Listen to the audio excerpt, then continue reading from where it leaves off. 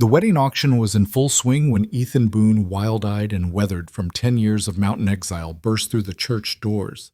His boots thundered against wooden floors as he strode past shocked townspeople toward the altar where Lila Wynn stood trembling in a borrowed dress, about to be sold to the highest bidder. Without warning, he grabbed her face, kissed her deeply, and growled to the stunned preacher, "Marry us, now!" The banker's furious roar echoed through Cedar Falls, but Ethan's gold had already hit the table. Sometimes salvation comes from the most unexpected places. Stick around to see how a forced kiss became a legendary love story that shook the Wild West to its core. Drop a comment about where you're watching from. I'd love to know how far this tale has traveled. The morning mist clung to the pine-covered slopes like a shroud as Ethan Boone made his way down the mountain path for the first time in 3 years. His leather boots, worn thin from a decade of walking the same rocky trails, found their footing with practiced ease despite the treacherous descent. The rifle slung across his back had become as much a part of him as his own shadow, and the knife at his belt caught the early spring sunlight filtering through the canopy above. 10 years. 10 long years since he'd been branded a killer and driven from Cedar Falls into these unforgiving peaks. 10 years since that night when Samuel Kellerman had come for him with murder in his heart, and Ethan had done what any man would do, defended himself. But self-defense meant nothing when the dead man's brother owned half the town and could buy any verdict he wanted. "Should have stayed up there," Ethan muttered to himself, his voice rough from disuse. Days could pass without him speaking a single word aloud, and when he did, it was usually to the ravens that frequented his cabin or the elk that grazed in the meadow below his ridge. Nothing good ever came from going back to Cedar Falls.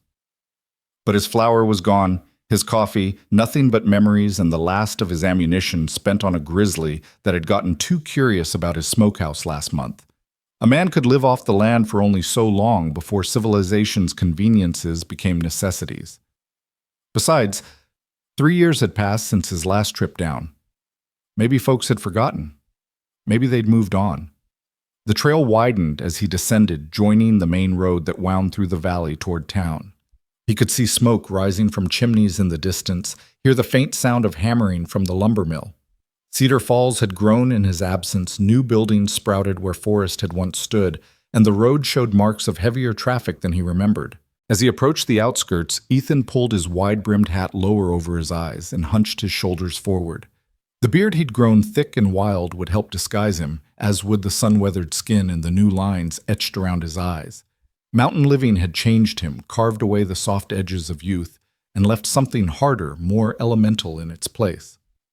The general store sat on Main Street, its familiar facade unchanged despite the years. Ethan tied his pack mule to the post outside and was reaching for the door when he heard a woman's voice, high and desperate, carrying over the usual morning bustle. "Please, Father, there must be another way." Ethan froze his hand on the door handle. Through the window he could see a crowd gathering near the church at the end of the street. Curiosity warred with caution, but the anguish in that voice pulled at something deep in his chest. Against his better judgment, he found himself walking toward the commotion. The church steps were crowded with townspeople, all craning their necks to see what was happening at the entrance. Ethan kept to the edges, using his height to peer over the shorter folks in front of him. What he saw made his blood run cold.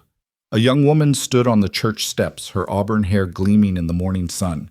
She wore a white dress, a wedding dress he realized, but her face was pale with fear rather than joy. Beside her, a portly man in an expensive suit gripped her arm with possessive force, but it was the man standing before them with a ledger in his hand that made Ethan's jaw clench. Cyrus Hammond, the banker who'd foreclosed on half the valley's farms during the last drought. The man who'd grown fat on others' misfortunes and dressed his greed in the language of business necessity. "The terms are quite clear, Miss Wynn," Hammond was saying, his voice carrying the smooth confidence of a man who knew he'd already won. "Your father's debts amount to $3,000. Since his unfortunate passing last month, that debt falls to you. You can either marry Mr. Morrison here, who has generously agreed to assume the debt as your dowry, or you can watch as I claim everything, the house, the land, even your mother's jewelry." The woman Lila Wynn Hammond had called her raised her chin despite her obvious fear. "My father would never have borrowed so much. Those papers must be—" "Are you calling me a liar, Miss Wynn?" Hammond's voice turned sharp as a blade. I have the documents right here signed in your father's own hand. Unless you can produce $3,000 in the next... He pulled out his pocket watch with theatrical flair. 10 minutes, the wedding proceeds. Ethan studied the man beside Lila Morrison. He had to be pushing 60 with graying whiskers and the soft look of a man who'd never done an honest day's work.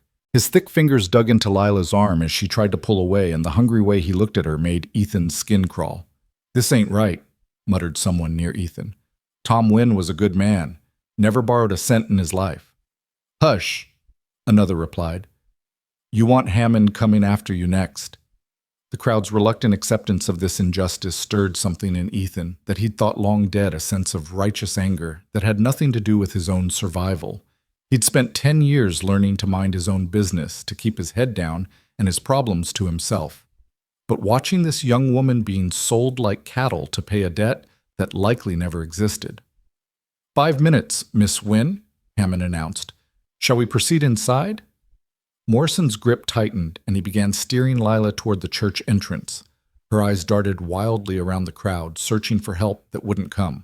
For just a moment, her gaze met Ethan's, and he saw not just fear, but a fierce determination not to break, not to give these vultures the satisfaction of seeing her cry. That look decided it. Ethan pushed through the crowd, ignoring the gasps of recognition from those who remembered his face despite the years and the beard. His boots rang against the church steps as he climbed them 2 at a time. "Wait," he said, his voice carrying the authority of the mountains of solitude that had taught him to be comfortable with consequences. Hammond turned, his eyes narrowing. Morrison's face flushed red with indignation, but Ethan's attention was entirely on Lila, whose eyes had widened with a mixture of hope and confusion. "This is a private matter," Hammond began, but Ethan cut him off. "Nothing private about a public auction," Ethan said. He reached into his coat and pulled out a leather pouch, heavy with gold. The coins clinked as he set it on Hammond's ledger.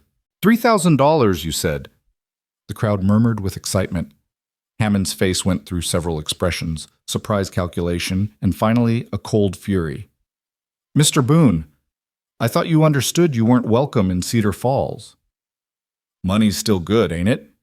Ethan kept his voice level, though his hand instinctively moved closer to his knife. "Or does your bank discriminate against paying customers?" Morrison sputtered. "Now see here, we had an arrangement. You had nothing but a man's greed and a woman's desperation," Ethan said, his voice dropping to a dangerous whisper. "The lady's debts are paid. Release her." "You can't just..." Morrison started, but Ethan moved faster than anyone expected. In one fluid motion, he stepped between Morrison and Lila, forcing the older man to release her arm or be knocked backward. "The debt is paid," Ethan repeated, looking directly at Hammond. "Unless you're saying your bank won't honor gold." Hammond's jaw worked silently for a moment. The crowd pressed closer, sensing the tension. Finally, he snatched up the pouch, weighing it in his hand. This appears sufficient. But Miss Wynn, you understand what you're doing. This man is free to leave," Ethan suggested. "Come on, miss, let's get you out of that dress." Several people gasped at the impropriety of the statement, but Ethan was already guiding Lila down the steps, his hand gentle but firm on her elbow. She moved as if in a daze, allowing him to lead her away from the church, away from Morrison's furious shouts and Hammond's cold stare. They'd made it halfway down Main Street when she finally found her voice. I don't understand. Who are you?" "Why would you—" "Name's Ethan Boone," he said, continuing to walk at a steady pace. "And I did it because what they were doing wasn't right. Simple as that." "But $3,000? I can't possibly repay—" "Didn't ask you to." She stopped walking, forcing him to stop as well. "People don't just give away $3,000 to strangers." Ethan looked at her, then really looked at her. Up close, he could see the exhaustion in her green eyes, the grief that shadowed her features. She was younger than he'd first thought, maybe 25, with a strength in her jaw that suggested she'd faced hardship before. "Your father," he said slowly. "Tom Wynn. He ran the feed store, didn't he?" She nodded, confusion evident on her face. "Years back, before I left town, I was just passing through. Dead broke middle of winter. Your father gave me a job cleaning stables, paid me fair, and never asked questions about where I came from. Even invited me to Sunday dinner with your family. Ethan's voice softened at the memory. You were just a girl then, maybe 15. You probably don't remember. Lila's eyes widened slightly. The drifter who helped with the horses. You're the one who gentled Mr. Morrison's stallion, the one everyone said couldn't be broke. Same Morrison. She nodded, a bitter smile touching her lips. He never forgave you for making him look foolish. Said he'd have done it himself if you hadn't interfered. Man's grudge runs deep, seems like. Ethan glanced back toward the church where Morrison was engaged in animated conversation with Hammond. Look, Miss Wynn, I've got business at the general store. After that, I'm heading back up the mountain. You're welcome to shelter at my cabin until you figure out your next move. It ain't much, but it's safe, and those two won't follow you there. Mr. Boone, I couldn't possibly. You could and you should, he interrupted. Unless you've got somewhere else to go, family somewhere. Her silence was answer enough. My mother passed 2 winters ago, she finally said. And now, Father, the house will go to Hammond anyway. He holds the real deed, not the inflated one he was using to justify the marriage. Then you've got nothing keeping you here, Ethan said practically. Come with me, stay until you're ready to move on. No obligations, no expectations, just a roof and some time to breathe. She studied his face, searching for deception, for hidden motives. People will talk. A woman going to live with a man in the mountains? People always talk. Question is whether you care what they say. Before she could respond, a commotion erupted behind them. Morrison was striding down the street, his face purple with rage, Hammond following at a more measured pace. This isn't over, Boone, Morrison shouted. You think you can just waltz in here and steal what's mine? The lady was never yours, Ethan replied calmly, though his hand moved to rest on his knife handle. And I'd think real careful about your next words, Morrison. I've been polite so far, but that can change. Morrison stopped several feet away, perhaps remembering the stories about what Ethan had done to Samuel Kellerman. Hammond, tell him, the arrangement was legal. The debt has been paid, Hammond said coldly. However, Mr. Boone, you should know that your presence here violates the terms of your exile. I'll give you 1 hour to conclude your business and leave Cedar Falls. If you're not gone by then, I'll have Sheriff Watson arrest you. Sheriff Watson, Ethan mused. That would be Jim Watson, the one whose mortgage you hold. Hammond's eyes narrowed dangerously. 1 hour, Boone. Ethan touched the brim of his hat mockingly. More than enough time. Miss Wynn, you coming? She looked between the 3 men, then at the gathering crowd of townspeople who watched with a mixture of fear and fascination. Finally, she straightened her spine and lifted her chin in that defiant gesture Ethan was already beginning to recognize. Yes, she said clearly, I'm coming. The walk to the general store felt like a procession. People lined the streets, whispering behind their hands, some with sympathy, others with scandal in their eyes. Lila kept her head high, though Ethan could feel the tremor in her arm where it rested against his. Inside the store, old Henry Brennan's eyes widened when he saw them. Ethan Boone. Lord above, I never thought. And Miss Lila. Need supplies. Henry? Ethan said, pulling out a list he'd written weeks ago. Everything on here, quick as you can. Henry scanned the list, his eyebrows rising. This is enough for 2 people for several months. That a problem? No, no problem at all. Henry began gathering items, his movements efficient despite his age. As he worked, he kept glancing at Lila in her wedding dress. Miss Lila, I'm real sorry about your father. He was a good man. Thank you, Mr. Brennan, she said softly. That debt Hammond claimed, Henry continued, lowering his voice. Tom never borrowed no $3,000. I'd stake my store on it. Doesn't matter now, Ethan said. It's paid. Henry paused in his packing. You know Hammond won't let this go. He had plans for Miss Lila and Morrison, big plans involving land rights and water access. Then he'll have to make new plans. As Henry finished packing the supplies into canvas sacks, the store door burst open. A young boy, maybe 12, ran in breathless. Mr. Boone, sheriff's coming with deputies. They're saying you violated exile, that you threatened Mr. Morrison. Ethan cursed under his breath. How far? 2 streets over, moving fast. Henry, these supplies ready. Just about there. Henry pushed the last sack across the counter. Ethan threw more gold coins on the counter, then began loading the sacks onto his shoulders. "Miss Wynn, can you carry one of these?" She grabbed a sack without hesitation, hefting it despite the wedding dress. "Where's your mule?" "Out front, no wait." Ethan moved to the window. Sure enough, he could see Watson and 3 deputies approaching, their hands resting on their gun butts. "Back door, Henry." The old man was already moving. "Through the storeroom. Opens onto the alley. Your mule?" "I'll get him, the boy volunteered. "Bring him around back." Ethan pressed a coin into the boy's hand. "Fast as you can, son." They moved through the cluttered storeroom, Lila struggling with her dress, catching on boxes and barrels. Without thinking, Ethan pulled out his knife and sliced the train clean off, leaving her with a more manageable skirt length. "That was my mother's dress," she said, though without reproach. "She'd rather see you free than prettied up for Morrison," Ethan replied. The alley was narrow and muddy from recent rain.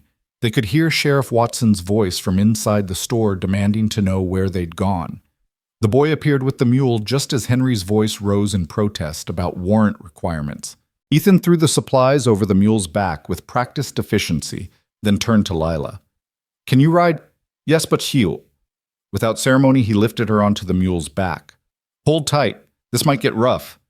He grabbed the mule's lead and started down the alley at a quick pace. Behind them, shouts erupted as the sheriff discovered their escape route.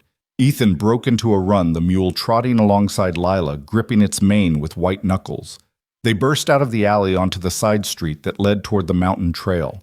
A few early risers stared in shock at the sight of them, the exiled killer, the bride in her torn dress, fleeing like bandits in a dime novel. "Boone, stop in the name of the law!" Watson's voice carried over the morning air, but Ethan didn't slow. The trail was just ahead, winding up into the tree line. Once they reached the forest, pursuit would become much harder. A gunshot cracked through the air, the bullet whining past Ethan's ear. Lila gasped, ducking low over the mule's neck. "Warning shot," Ethan said, though he wasn't entirely sure. "They won't follow us far." They plunged into the trees, the sudden darkness of the forest canopy a welcome relief. Ethan knew these trails like the lines on his own hands, every shortcut, every false path, every hidden glen where a man could disappear. He led them off the main trail, almost immediately following a deer path that wound through thick undergrowth. After 20 minutes of hard travel, he finally slowed, listening for sounds of pursuit. Nothing but birds and wind in the pines. "We're clear," he said, helping Lila down from the mule. She was shaking, whether from fear or adrenaline he couldn't tell. "They shot at us," she said wonderingly. "The sheriff actually shot at us. Hammond owns him lock, stock, and barrel," Ethan said. "But Watson's lazy. He won't chase us into the mountains, not for this. He'll write up a report saying he tried to collect his pay and forget about it." Lila looked back toward town, though nothing was visible through the trees. "I can never go back, can I?" "Would you want to?" She considered this, then shook her head slowly. "No, there's nothing there for me now except bad memories and false friends." "Then let's get you somewhere safe." Ethan took the mule's lead again. "It's a day's climb to my cabin. Trail gets steep, but we'll take it slow." As they walked, Lila finally asked the question he'd been expecting. "The man you killed, Samuel Kellerman, did you really do it?" "Yes," Ethan said simply. "Why?" "He came to my cabin one night, drunk and mean, said I'd looked at his wife wrong at the town dance. Hadn't even spoken to the woman, just tipped my hat polite-like when she passed." Ethan's voice carried old bitterness. "He pulled a knife, said he was going to teach me manners. We fought. He lost. And they exiled you for that." "His brother Charles owns the biggest logging operation in 3 counties. The judge owed him money, the jury was full of his employees. Truth didn't matter much against all that."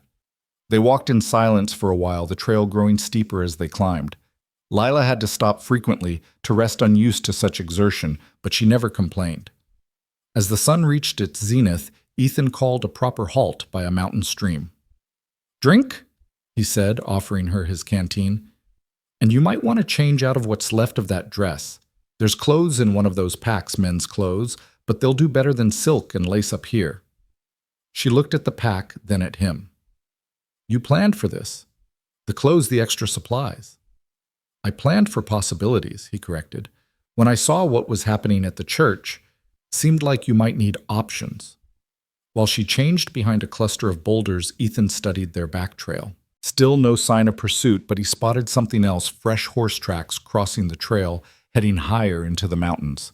Not Watson's men, these tracks were older, maybe from yesterday. Someone else was in his mountains. These are much better, Lila said, emerging in brown trousers and a flannel shirt that was too big for her. She'd tied her hair back with a strip of leather, and without the wedding dress she looked younger, but somehow stronger too. Though I suspect I look ridiculous. You look like someone who might survive the mountains, Ethan said. That's all that matters up here. They continued climbing as the afternoon wore on. Ethan told her about the cabin, one-room, sturdy construction with a good fireplace and a separate lean-to for storage. He explained about the spring nearby the garden patch he'd cleared the smokehouse, where he preserved meat for winter. You've built a whole life up there, she observed. Built a way to survive, he corrected. There's a difference. What difference? He was quiet for a long moment. Life involves other people. Surviving just needs yourself. But you came down today. After 3 years you came to town. Needed supplies. And ended up spending $3,000 on a stranger. Your father wasn't a stranger. He's been dead a month. You didn't know that, which means you hadn't planned on paying any debts when you came down that mountain this morning. Ethan had no answer for that. The truth was, he didn't entirely understand it himself. Something about seeing her on those church steps, defiant despite her fear, had awakened a part of him he'd thought the mountains had killed.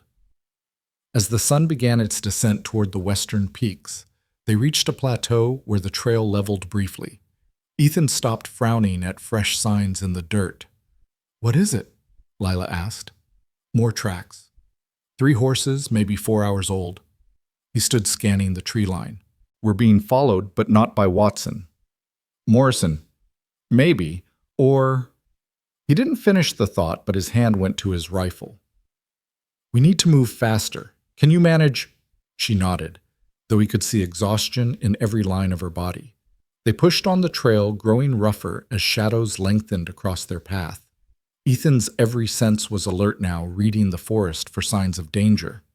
It came just as they reached the final approach to his cabin, the crack of a breaking branch that wasn't caused by wind or wildlife. Ethan spun, pushing Lila behind him, rifle raised. That's far enough, Boone. 3 men emerged from the trees, all armed. Ethan recognized none of them, but their type was familiar enough. Hired guns, the kind Hammond or Morrison might employ for work the sheriff wouldn't do. Gentlemen, Ethan said calmly, though his finger rested on the trigger. You're on my land. Mr. Morrison wants the woman back, the leader said. He was a thin man with dead eyes and a tied-down holster that marked him as someone who fancied himself a gunfighter. You can walk away from this, Boone. Just hand her over. The lady's made her choice. The lady, the man mocked, belongs to Mr. Morrison, bought and paid for. Like hell, Lila said, stepping out from behind Ethan, despite his attempt to keep her back. I belong to no one. The thin man laughed. Spirited. Morrison likes that. Makes it more fun when they break. Ethan shot him. The sound echoed across the mountain like thunder. The man looked down at the spreading red stain on his chest, surprise replacing arrogance on his face, before he toppled backward. The other 2 men froze suddenly, uncertain. Ethan worked the rifle's lever, the mechanical click loud in the sudden silence. Your friend made a mistake, Ethan said conversationally. He thought we were negotiating. We're not. You're leaving. Now. And if you're smart, you'll keep going right past Cedar Falls and find work somewhere else. Morrison doesn't pay enough to die for. You killed Jenkins, one of them said stupidly. I did. And I'll kill you too if you don't start walking in the next 10 seconds. They looked at each other, then at their dead companion, and made the smart choice. Without another word, they turned and headed back down the trail, moving fast enough that they occasionally stumbled in their haste. Ethan waited until they were out of sight before lowering his rifle.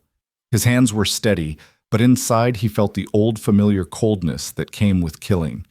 It never got easier, no matter what people said about mountain men and their supposed comfort with death. You killed him, Lila said softly, not accusing, just stating a fact. He would have taken you back to Morrison. What do you think would have happened then? She shuddered, wrapping her arms around herself. I know. I've never seen anyone die before. With luck, you'll never have to again. Come on, the cabin's just ahead. They left Jenkins where he fell the mountains would take care of the body soon enough. As they crested the final rise, Ethan's cabin came into view, a solid structure of logs and stone nestled against a protective cliff face. Smoke still rose from the chimney, the fire he'd banked that morning continuing its slow burn. It's beautiful, Lila said, and seemed to mean it. It's safe, Ethan replied. That's what matters. He showed her inside the single room, sparse but clean. A bed in one corner, a table and 2 chairs he'd made himself shelves, lined with preserved foods and a few precious books. The fireplace dominated one wall, its warmth already beginning to chase away the evening chill. You can have the bed, he said. I'll put together a pallet by the fire. I can't take your bed. You can, and you will. You've had a hell of a day, and tomorrow won't be much easier. You need proper rest. She moved around the room slowly, taking in the details. Her fingers traced the spines of his books, a Bible, some Shakespeare, a few dime novels he'd traded for with a traveling peddler. You read, Long winters up here. Man's got to do something to keep his mind working. She pulled out the Shakespeare, opening it carefully. My father loved these plays, used to read them aloud to Mother and me in the evenings. You can borrow it if you like. Thank you. She held the book against her chest like armor. Mr. Boone, Ethan, what happens now? Now we eat something. Get some sleep and figure out the rest tomorrow. Morrison might send more men, or he might decide you're not worth the trouble. Hammond might pressure Watson to form a real posse, or he might let it go. We'll deal with whatever comes. She asked softly. Until you decide you want to leave. No one's keeping you here, Lila. This isn't trading one prison for another. She studied his face in the firelight. Why do I feel like I can trust you? I don't even know you. Sometimes that makes it easier, Ethan said, busying himself with preparing a simple meal from his stores. No history to complicate things, no expectations to fail. As they ate salt pork and biscuits in companionable silence, Ethan found himself stealing glances at his unexpected guest. She'd washed her face in the basin, revealing a spray of freckles across her nose that made her look even younger, but her eyes held a depth that spoke of loss and hard choices. Tell me about the mountains, she said suddenly. What's it like living up here alone for so long? So he told her about the seasons and their different challenges, about the wildlife that had become his only company, about the profound silence that could drive a man mad or heal him depending on his state of mind. He talked more in that hour than he had in the past year, the words flowing like water from a broken dam. She listened intently, asking questions that showed she was truly interested, not just making conversation. When he described the autumn colors that would paint these peaks in a few months, her eyes lit up with genuine enthusiasm. I've never been further than Millbrook, she admitted. 20 miles from Cedar Falls. My whole world was that small. It's about to get a lot bigger, Ethan said.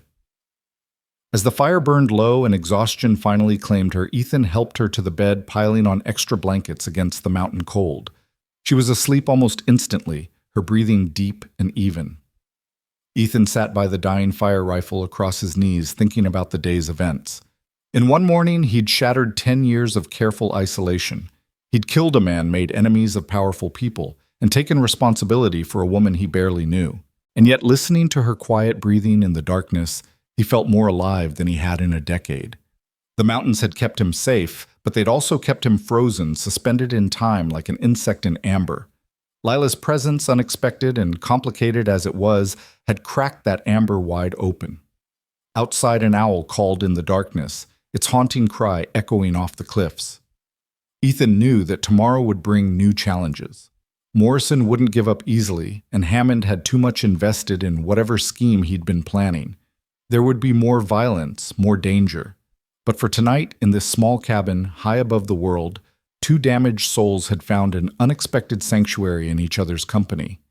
It wasn't love, not yet, but it was something, a possibility. A chance for both of them to become more than their circumstances had allowed.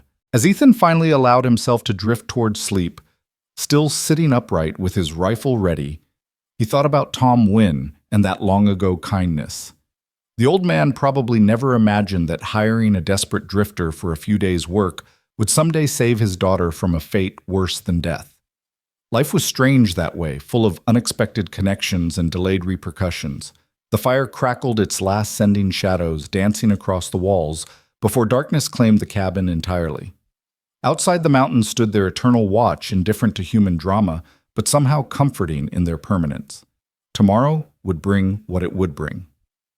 But tonight, for the first time in 10 years, Ethan Boone was not alone. The morning came too soon, pale light filtering through the cabin's single window and falling across Lila's sleeping face. Ethan had been awake for an hour already, watching the approaches to his cabin through the scope of his rifle. No movement, except for a family of deer picking their way across the meadow below. The two men from yesterday hadn't returned, but that didn't mean they wouldn't. Lila stirred her eyes, opening slowly. Confusion flickering across her features before memory returned. She sat up quickly, the blankets falling away, still dressed in the borrowed clothes from yesterday. "How did you sleep?" Ethan asked, without turning from his position by the window. "Better than I have in weeks," she admitted, stretching carefully. "No creditors knocking at dawn, no funeral arrangements to make, no—" She trailed off, and he heard her moving behind him, bare feet soft on the wooden floor. "There's coffee on the stove," he said. "Beans are old, but serviceable." She poured herself a cup, wrapping both hands around it for warmth. The morning air still carried winter's bite despite spring's arrival in the valley below. "You've been watching all night. Most of it, old habits. From your exile. From before that, too. War teaches a man that the hour before dawn is when bad things happen. You fought in the war." She moved to stand beside him at the window, careful not to block his view. Confederate side, though it didn't much matter by the end. Boys killing boys over rich men's principles. I was 15 when I joined up, thought it would be an adventure. His laugh held no humor. Got educated real quick about what men do to each other when they're given permission. Lila was quiet for a moment, sipping her coffee. My father lost 2 brothers at Antietam, Union side. He never talked about it, but Mother said it changed him, made him value kindness over everything else. Smart man. Ethan finally lowered his rifle, turning to look at her properly in the morning light. "We need to talk about what comes next." "I've been thinking about that," she said, surprising him with her directness. "Morrison won't stop. He's invested too much in this scheme with Hammond, and there's something else. Something about my father's death that doesn't sit right." "What do you mean?" She set down her coffee cup, pacing the small space with nervous energy. "Father was healthy as a horse, never sick a day in his life. Then suddenly he takes ill, can barely speak for the pain in his gut, and dies within 3 days. The doctor said it was appendicitis, but you don't believe it. Father had his appendix removed years ago after it nearly burst when I was 12. I remember because Mother was so frightened, and he kept joking that he'd be lighter without it." Ethan felt a cold certainty settle in his stomach. "Poison. That's what I think, but I can't prove it, and who would listen to me anyway? Hammond owns half the town, including the sheriff. The doctor. Dr. Marcus. Good man, but old and trusting. He'd believe whatever symptoms were described to him, especially if Hammond was doing the describing." Ethan moved to the stove, pouring his own coffee, while his mind worked through the implications. "So Hammond kills your father, creates a false debt, arranges for Morrison to marry you and gain control of something. What does your family have that they want so badly?" "Just the house and the land it sits on. 5 acres at the edge of town, nothing special." She paused, her eyes widening. "Wait. Father mentioned something a few months ago. Surveyors coming through asking questions about water rights. They were mapping something for the railroad company." "Railroad?" Ethan's interest sharpened. "They're bringing the railroad to Cedar Falls." That was the rumor. Father said they were looking for a route through the valley, needed water access for the steam engines. "Our land backs up to Cedar Creek, and we've always had the water rights from the original homestead claim." "Christ," Ethan muttered. "That's worth a fortune if the railroad comes through. Water rights for a railroad stop could make a man rich for life." "Or make Hammond richer," Lila said bitterly. "He probably knew before anyone else used his banking connections to get inside information." A sound from outside made them both freeze horses approaching on the trail. Ethan grabbed his rifle, moving quickly to the window. 3 riders, he said quietly. Stay back. But as the riders came into view, he relaxed slightly. It's not Morrison's men. That's Ben Holloway and his boys. You know them. Ben traps further up the mountain. Good man minds his own business. Wonder what brings him down here. Ethan stepped out onto the porch, rifle held casually but ready. The 3 men reined up at a respectful distance, and Ben, a grizzled mountain man, even older than Ethan, raised his hand in greeting. Ethan Boone. Heard you might have some trouble heading your way. News travels fast up here. Met 2 fellows on the trail yesterday evening, heading down the mountain like the devil was after them. They were talking about you killing their partner, taking some woman from town. Ben's eyes flicked toward the cabin where Lila stood in the doorway. Figured I should warn you they were heading straight for Cedar Falls, and they seemed mighty interested in bringing back reinforcements. Appreciate the warning, Ben. The older man shifted in his saddle. There's more. Saw a camp about 5 miles east of here near Dutchman's Creek. 6 men, maybe 7. Looked like hired guns, not locals. They were studying maps, asking my boy Tom here about trails to your cabin. What did Tom tell them? Told them there were lots of trails, and most of them led to places a man wouldn't come back from, Tom said with a grin. He was Ben's youngest, maybe 20, with his father's steady eyes. They didn't much like that answer. They're planning something, Ben continued. Not sure what, but it ain't a social call. You might want to consider moving to higher ground for a while. That old mine shaft up on Eagle's Peak would be defensible. Ethan considered this. The mine was a good defensive position, but it was also a trap if they got surrounded. Thanks for the warning, Ben. You best keep clear of this. It's not your fight. Maybe not, Ben said, but Hammond's been squeezing folks for years. Some of us wouldn't mind seeing him taken down a peg. He touched his hat brim. You need anything, you know where to find us. After they left, Ethan found Lila standing by the table, her face pale but determined. 7 men. They're serious about this. Morrison's probably paying top dollar, or Hammond is, doesn't matter which. Ethan began gathering supplies, his movements efficient. Ben's right about needing to move. This cabin's too exposed if they come in force. Where will we go? There's a place higher up, an old trapper's shelter, harder to find, easier to defend. We can... He stopped, noting her use of we. Lila, you don't have to stay. I could get you over the pass to Millbrook. Put you on a stage to anywhere you want to go. She crossed her arms, lifting her chin in that defiant gesture he was beginning to know well. And leave you to face men who are after me. Besides, where would I go? I have no money, no family, nothing but what I'm wearing, which technically belongs to you. I told you there's no debt between us. No, but there's something else. She moved closer, looking up at him with those green eyes that seemed to see right through his defenses. You saved me yesterday, not just from Morrison, but from despair. I'd been fighting alone for so long, I'd forgotten what it felt like to have someone stand beside me. I'm not a good man, Lila. I've killed before, and I'll likely kill again before this is over. Good men don't always survive in bad situations, she replied. Sometimes it takes a dangerous man to stop evil ones. Before he could respond, she was moving around the cabin, helping him pack supplies with surprising efficiency. What should I carry? Ammunition, he said, accepting her help. And the dried meat from that shelf. We might be up there for days. As they worked, he found himself explaining his plans, treating her as a partner rather than a burden. She asked intelligent questions, made practical suggestions, and when he showed her how to load his spare rifle, her hands were steady despite her inexperience. Have you ever shot a gun before? Father taught me to use a pistol when I was 16. Said a woman should know how to defend herself. Morrison found that highly inappropriate when he started courting me last year. Morrison was courting you for a year. Her face darkened. If you can call it that. He'd show up at the store making comments standing too close. Father told him I wasn't interested, but Morrison just smiled and said he was a patient man. Now I know he was waiting for Hammond to arrange things. They loaded their supplies onto the mule, adding blankets and extra ammunition.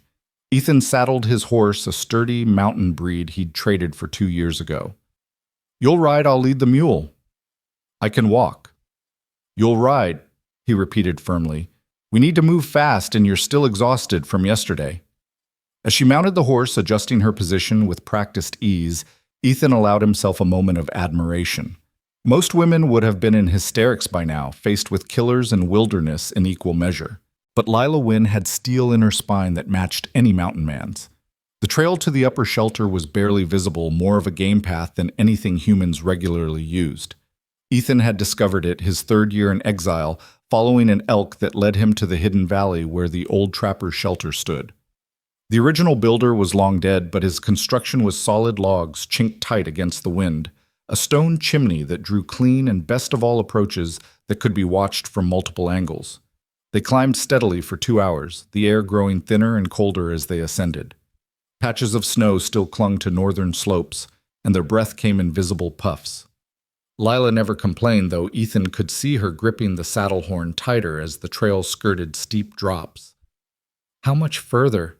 she finally asked when they stopped to rest the animals. "Another hour, maybe less." He scanned their back trail looking for signs of pursuit. "You're doing well." "I'm terrified to," she admitted with a shaky laugh. "But it's strange I feel more alive than I have in months. Is that wrong?" "Fear keeps you sharp. It's when you stop being afraid that you get careless." He offered her his canteen. "Tell me about your mother. You said she passed 2 winters ago." "Consumption. She fought it for years, but that last winter was harsh. Father spent everything we had on doctors and medicine, but nothing helped." Her voice carried old grief. "That's probably when Hammond started planning this. He knew Father was vulnerable, desperate enough to maybe take a loan. But he didn't. No, Father sold everything he could, instead Mother's jewelry, the good furniture, even his prize rifle. Said he'd rather be poor than indebted to Hammond." She smiled sadly. He knew what kind of man Hammond was. A crack of gunfire echoed across the mountains, followed by 2 more shots in quick succession. Ethan spun, bringing his rifle up, but the sound was distant, maybe 2 miles down the mountain. "What was that? Warning shots, maybe? Or they found our trail and ran into trouble. These mountains don't suffer fools gladly." He helped her remount quickly. "We need to move." The last stretch of trail was the hardest switchbacking up a near-vertical slope that had the horse and mule laboring for breath. But finally they crested the ridge and dropped into a hidden valley no bigger than a town square. The shelter sat against the far wall, backed by solid rock with clear sight lines in every direction. "It's perfect," Lila breathed, looking around at the natural fortress. "It'll do." Ethan began unloading supplies immediately. "Get inside, check what's there. I need to set up some surprises for our visitors." The shelter was dusty but dry, with a stack of old firewood and even some preserved goods in sealed jars. Lila set about making it habitable while Ethan worked outside. She could hear him moving around occasionally, catching glimpses of him stringing something between trees or positioning rocks in seemingly random patterns.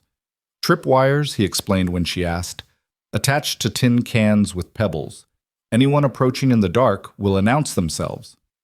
"You've done this before." "Different war, same principles." He surveyed his handiwork with grim satisfaction. "They'll probably wait until dark to make their move. Men like that prefer shadows." "How can you be so calm about this?" He turned to look at her, and she saw something flicker in his eyes, not calm at all, but a weariness that went bone deep. "Because being afraid won't change what's coming. All we can do is be ready." As afternoon faded toward evening, they prepared for siege. Ethan showed Lila the best positions for defense, explained angles of fire, and cover drilled her on loading and shooting until her hands moved without thinking. She was a quick study, her determination overcoming her inexperience. "You would have made a good soldier," he said, watching her practice sighting down the rifle barrel. "Women can't be soldiers." Tell that to the Confederate women who defended their homes when the men were gone. Saw more than one Yankee patrol turned back by farmers' wives with squirrel guns. They ate a cold meal as darkness fell, not risking a fire that would pinpoint their location. Sitting close together for warmth, they talked in whispers about inconsequential things, books they'd read, places they'd like to see, foods they missed. It was surreal, this normal conversation while waiting for violence to arrive. "What will you do when this is over?" Lila asked. "You can't go back to your old life here." "Wasn't much of a life," he admitted. Just existing, really, hiding from the world and my own ghosts. And now, he was quiet for a long moment. Now I remember why some things are worth fighting for. Before she could respond, one of his alarms triggered tin cans rattling in the darkness. Then another from a different direction. Ethan moved to the window rifle, ready, peering into the moonlit valley. "They're coming," he whispered. "Multiple directions trying to surround us." Lila took her position at the second window, the spare rifle heavy in her hands. Her heart pounded so loud she was sure the attackers must hear it, but her hands remained steady. "Remember what I taught you," Ethan said calmly. "Breathe, squeeze, don't jerk, and don't waste ammunition on shadows." A figure moved at the tree line, visible for just a moment in the moonlight. Ethan's rifle cracked, and the figure dropped. Immediately gunfire erupted from 3 different positions, muzzle flashes lighting up the darkness like deadly fireflies. "Keep your head down," Ethan shouted as bullets thudded into the thick log walls. Lila saw movement to her left and fired the rifle's kick, surprising her despite his warnings. She couldn't tell if she hit anything, but the movement stopped. She worked the lever as he'd taught her, ejecting the spent cartridge and chambering a new round. The firefight continued for what felt like hours, but was probably only minutes. Ethan was everywhere at once, shooting from one window, then another, reloading with practiced efficiency. His calm directions kept Lila focused despite the chaos. "2 moving up on your side," he called out. "Wait for them to cross that open ground. Now." She fired, saw one man spin and fall. The other dove for cover, shooting wildly at their position. Ethan's rifle answered, and that gun went silent too. Then as suddenly as it started, the shooting stopped. The silence was almost more terrifying than the gunfire had been. Lila's ears rang and her hand shook as adrenaline coursed through her system. "Is it over?" she whispered. "No. They're regrouping, trying to figure out how many we are." Ethan moved to check his ammunition. "You did good. Real good. I shot someone. Maybe killed him." "He was trying to kill you. Don't apologize for surviving," a voice called out from the darkness. "Boone, this doesn't have to end with more blood. Send the woman out and we'll leave you be." "That's Frank Morrison." Lila whispered, her voice tight with fear and anger. "Thought he might come himself," Ethan murmured. Then louder, "Morrison, the lady doesn't want your company. Any man with sense would have figured that out by now. She doesn't get a choice. She belongs to me." "Last man who said that is feeding the worms," Ethan called back. "You want to join him?" There was a pause, then Morrison's voice came again, closer this time. "You can't hold out forever. We've got more men coming, and you're trapped up there." "Maybe so," Ethan replied, "but the question is how many of you die before you get to us. I count at least 3 down already. How many more are you willing to lose for your pride?" Lila touched his arm. "I could end this. If I went with them." "No." His response was immediate and fierce. "That's not happening." "But if people die because of me, people die because Morrison and Hammond are greedy bastards who think they can take whatever they want. You giving in won't stop that. It'll just teach them they were right." She wanted to argue, but the certainty in his voice stopped her. Instead, she asked, "What do? We wait. Men like Morrison aren't used to discomfort. Cold night, wounded men, uncertainty. It all works in our favor." The hours crawled by. Occasionally they'd hear movement outside, see shadows shifting in the moonlight. Twice more gunfire erupted briefly before subsiding. Ethan seemed to have eyes everywhere, catching every movement, responding with carefully placed shots that kept the attackers at bay. As dawn approached, painting the eastern peaks pink and gold, Lila dozed fitfully against Ethan's shoulder. He'd insisted she rest while he kept watch, and exhaustion had finally overcome her resistance. She woke to his gentle shake, immediately alert. "They're pulling back," he said quietly. "Look." She peered out the window to see men carrying wounded down the slope, Morrison's distinctive figure directing them.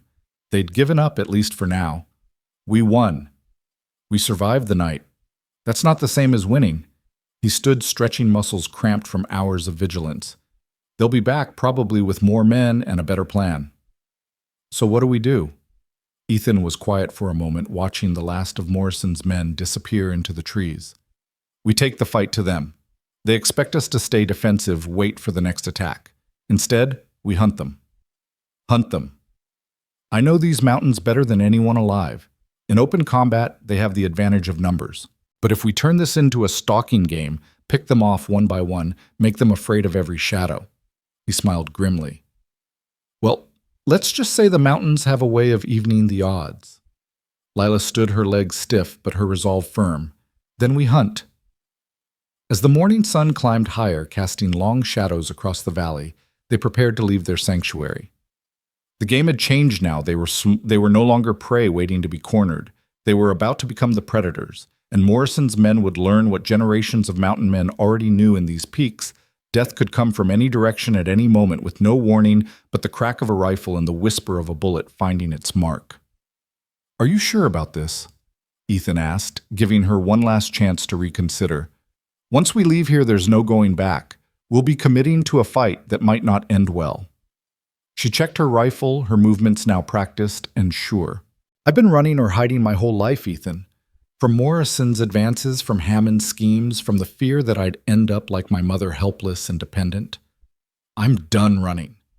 He saw the determination in her eyes, the transformation from frightened girl to dangerous woman, and felt something shift in his chest.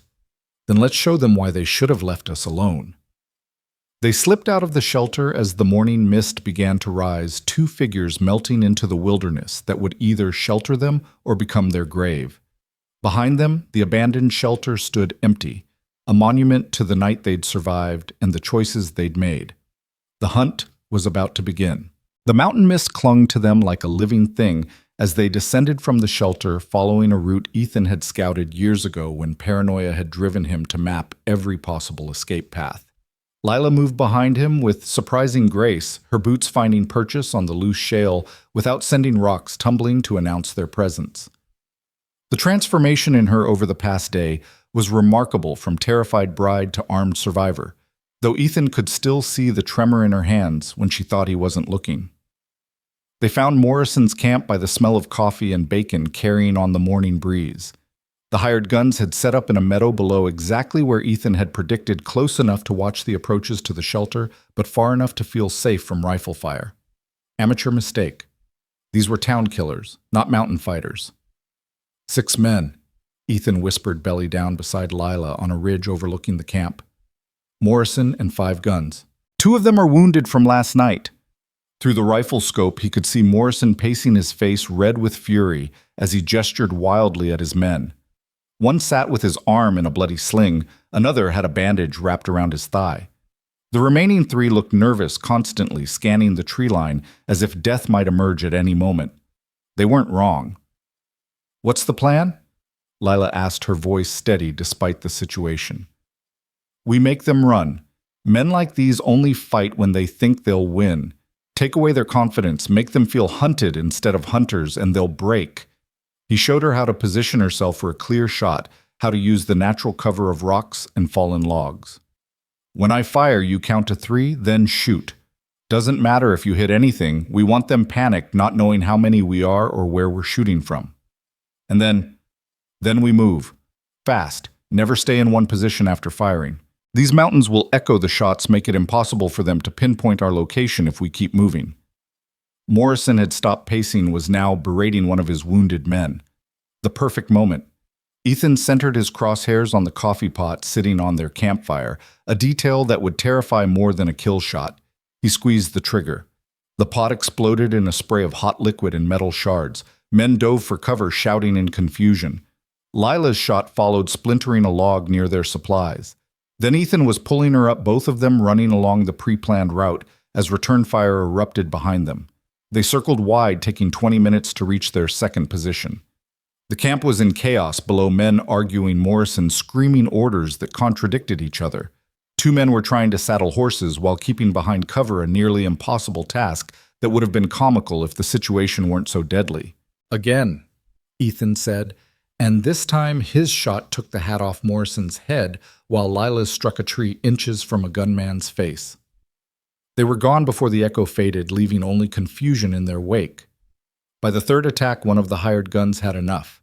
They watched from concealment as he threw his gear on his horse and rode off despite Morrison's threats. By the fourth, another two departed, these wounded men deciding no amount of money was worth dying in these mountains. It's working. Lila breathed, exhilarated and terrified in equal measure. Don't get cocky. Desperate men are dangerous men. But Ethan allowed himself a small smile. The odds were evening. As the sun reached its zenith, they watched Morrison's reduced party break camp. Only 2 gunmen remained with him, and they moved like spooked deer weapons, drawn heads swiveling at every sound. They were retreating, but not toward Cedar Falls. Instead, they headed east toward Dutchman's Creek. That's where Ben said the other group was camped, Ethan muttered. Morrison's going for reinforcements. How many men does he have? Enough to make our tricks less effective. Come on, we need to get ahead of them. They pushed hard through the afternoon, taking game trails that cut straight across slopes the horses had to switch back down. Lila kept pace despite her exhaustion, driven by something deeper than physical strength. When they finally stopped at a stream to drink and rest, Ethan saw her hands were bleeding from grabbing at rocks and branches. Let me see, he said, taking her hands gently in his. The skin was torn in several places, dirt ground into the wounds. It's nothing, she protested, but let him clean the cuts with water from the stream and bind them with strips torn from his shirt. You're tougher than you look, he said, trying not to notice how small her hands were in his, how her fingers trembled slightly at his touch. I had a good teacher. She met his eyes, and something passed between them. Not quite affection, not yet, but recognition of something growing in the space between shared danger and mutual trust. The moment broke when they heard horses approaching on the trail below. Morrison's voice carried clearly in the mountain air, still raging about incompetent help and women who didn't know their place. Ethan's jaw tightened at the casual violence in the man's tone, the assumption of ownership that dripped from every word. We could end it here, Lila whispered. 3 men, we have the high ground. Could, Ethan agreed. But killing Morrison would bring the law down harder. He's a prominent citizen, regardless of being a bastard. Better if he just disappears. Disappears? Ethan's smile was cold. These mountains are full of dangers. Bears, mountain cats, loose rocks over steep drops. Sometimes men just don't come back. They shadowed Morrison's group through the afternoon, staying high on the ridges where horses couldn't follow. As evening approached, they reached Dutchman's Creek ahead of their quarry and found the larger camp Ben had described. 8 more men well-armed and organized. These weren't town toughs, but professional killers probably brought in from Denver or Salt Lake City. Too many, Ethan said, studying the camp through his scope. We can't take them all. Then what do we do?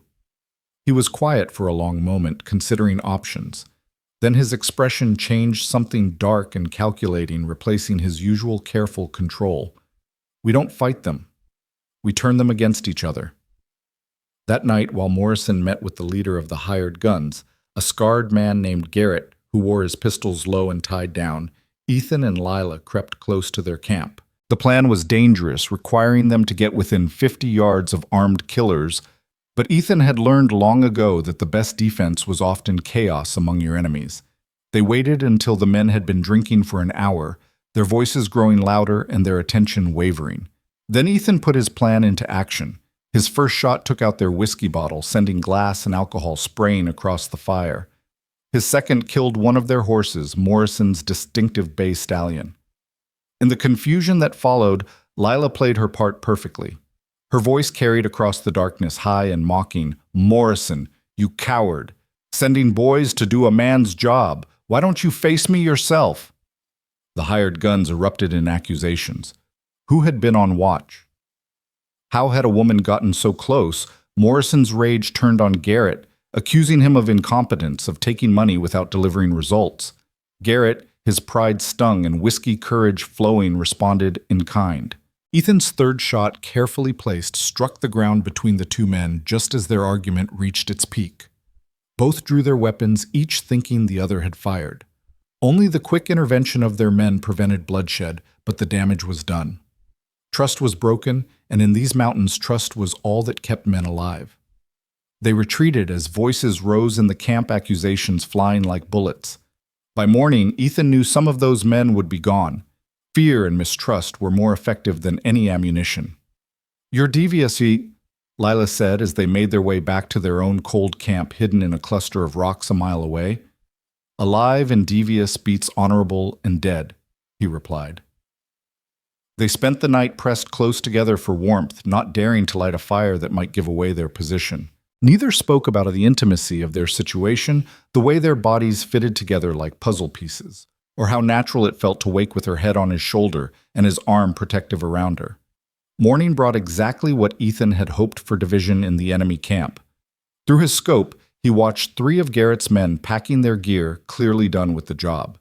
Garrett himself was in heated discussion with Morrison, their body language suggesting violence barely restrained. "They're falling apart," Lila observed, sharing the scope with him. "Money only buys loyalty so far. When men start thinking they might not live to spend it, calculations change." They maintained their harassment throughout the day, a shot here, a sighting there, always keeping the hunters off balance and afraid. By evening, Garrett's group had shrunk to 4 men, and Morrison was down to his last loyal gunman. It was then that everything changed. A new group of riders appeared on the trail, not hired guns, but townspeople from Cedar Falls. Ethan recognized several faces, Henry, from the general store, Tom Wynn's old friend Samuel Peters, even Doc Marcus. They were armed but didn't carry themselves like killers. "What are they doing here?" Lila gasped. The answer became clear as the riders reached Morrison's camp. Samuel Peters, a man who'd run the livery stable for 30 years, stepped forward as their spokesman. "Frank Morrison," he called out, his voice carrying the authority of righteous anger. "We've come to take you back to Cedar Falls. There's questions need answering about Tom Wynn's death." Morrison's laugh was ugly. You pathetic shopkeepers dare to threaten me." "Not threatening," Peters replied calmly. "Arresting. We've formed a citizens' committee, seeing as Sheriff Watson seems unable to do his job.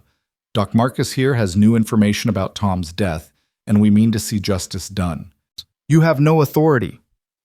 "We have the authority of honest folk tired of being squeezed by you and Hammond," another man called out. "And we've got guns to back it up, if needed." Ethan felt Lila tense beside him. They're standing up to him. After all these years, they're finally standing up. Your father's death was the last straw, seems like. The confrontation below was escalating. Morrison's hired guns looked uncertain. They'd been paid to hunt a mountain man and a woman, not face down a citizen's posse.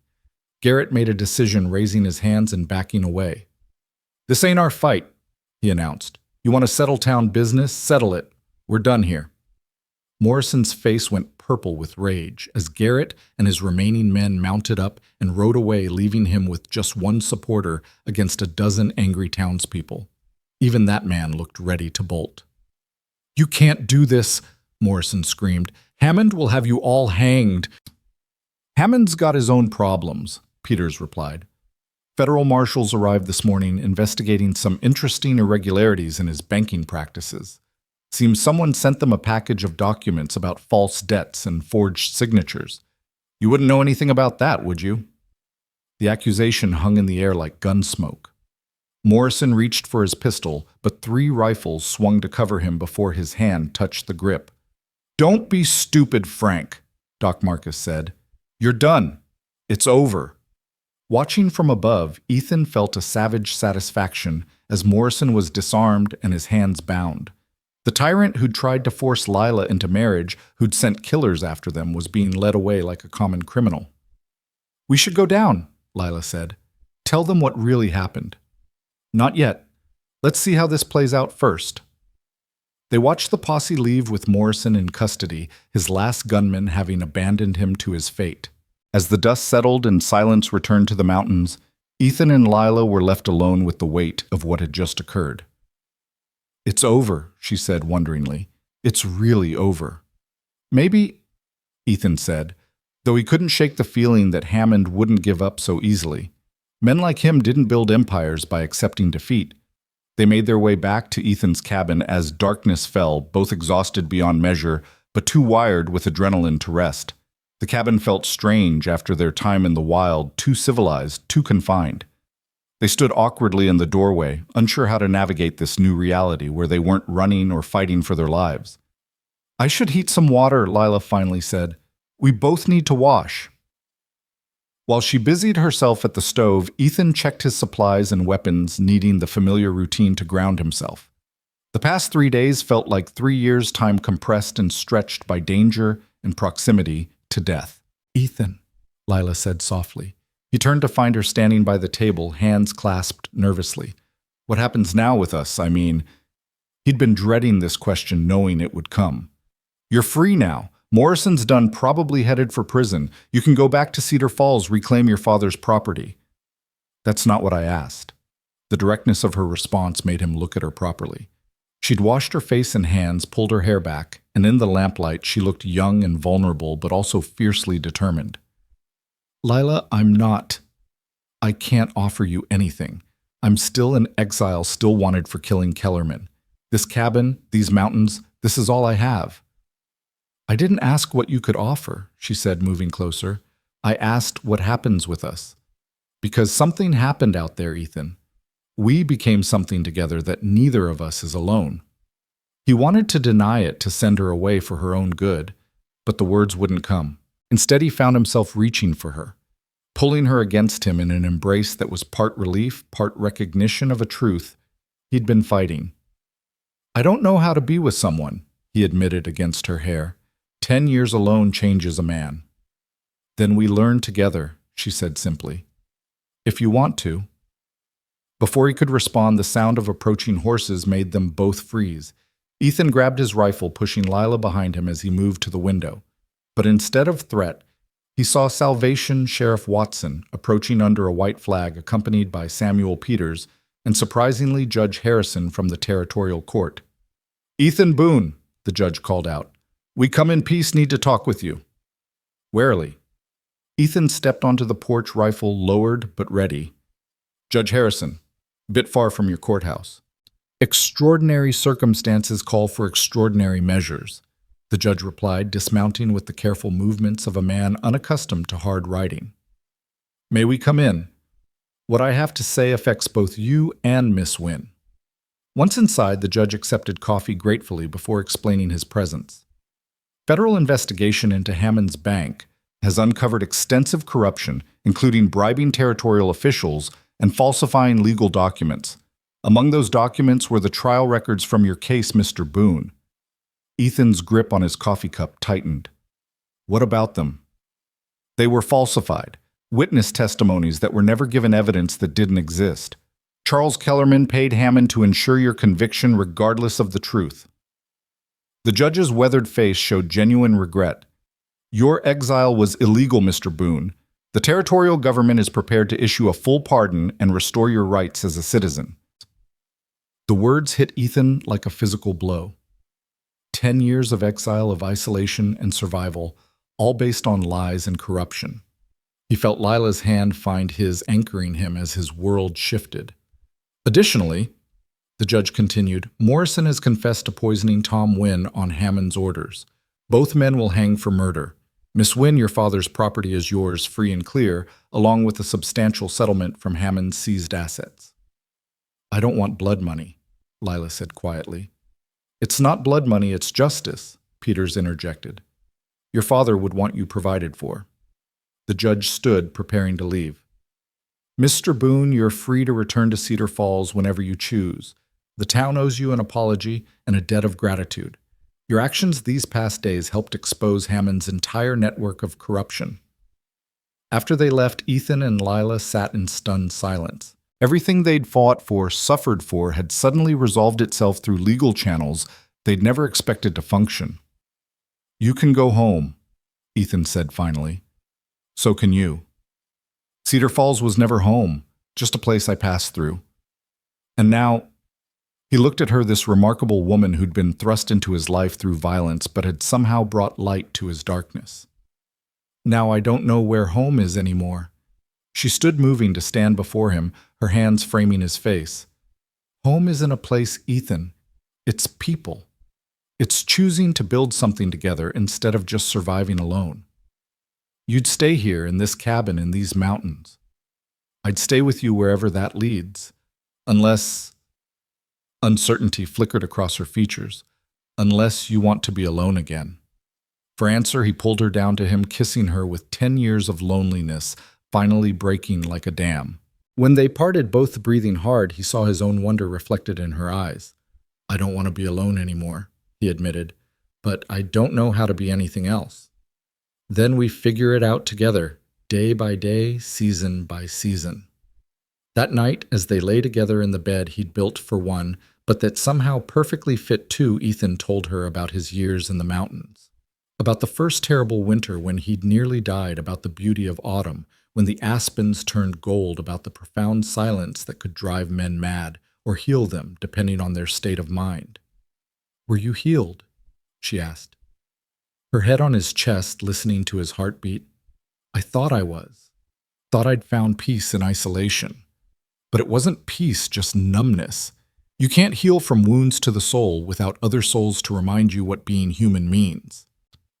She was quiet for a moment, then said, "My mother used to say that people were like plants.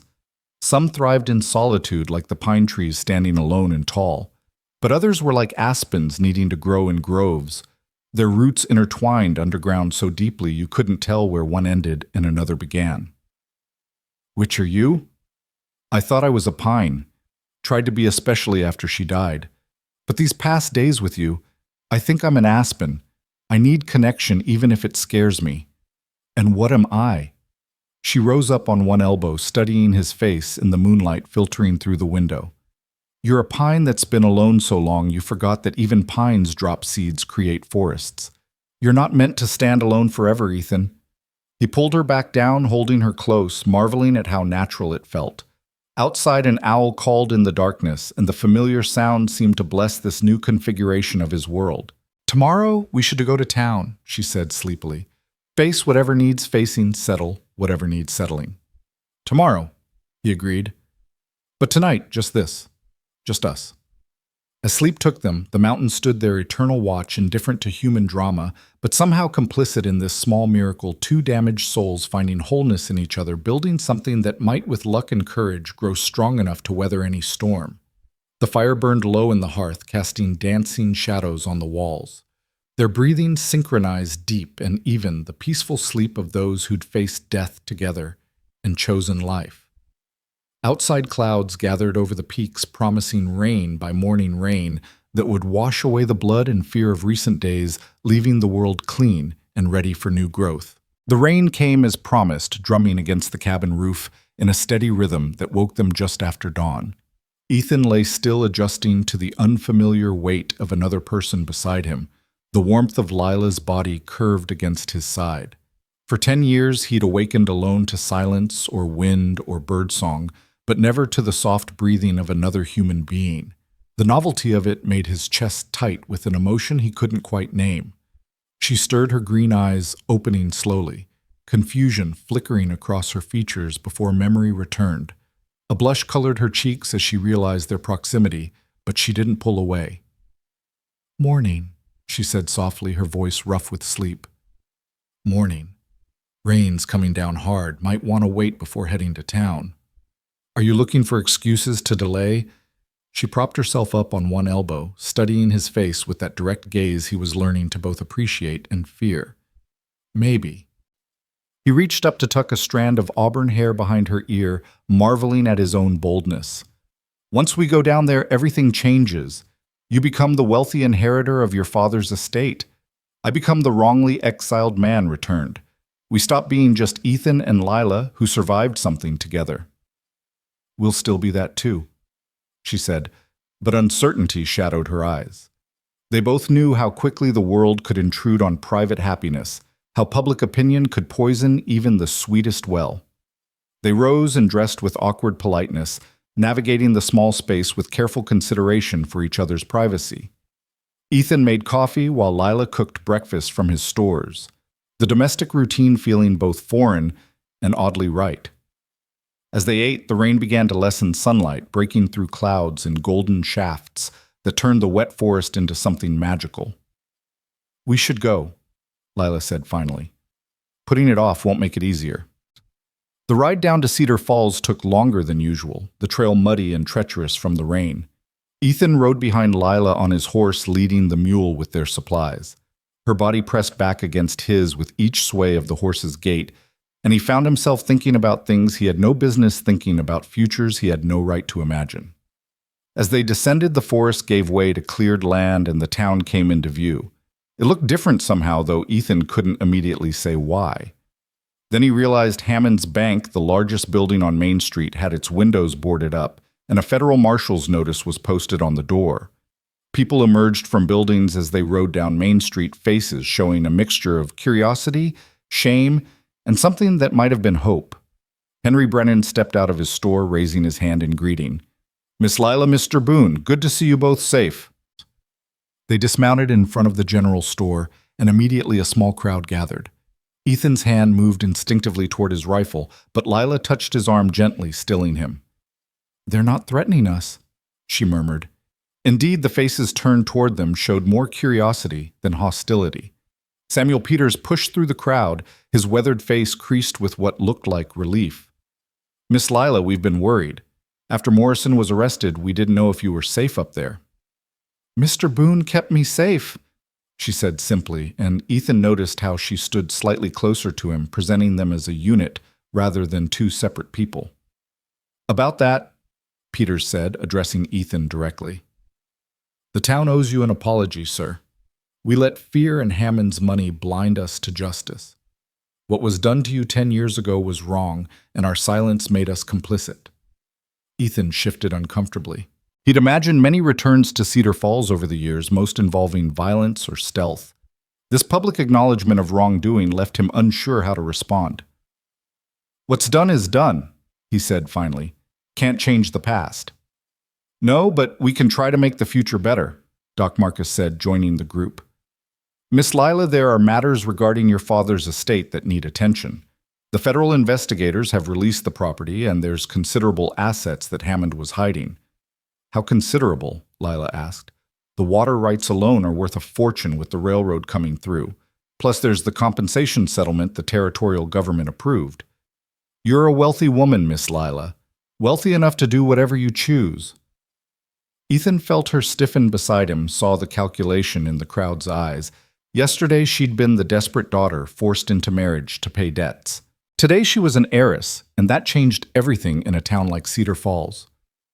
"I need to see the house," Lila said quietly. "My father's house." They walked together through town, the crowd following at a respectful distance. The Wynn house sat on the outskirts, a modest two-story structure with a wide porch and views of the mountains.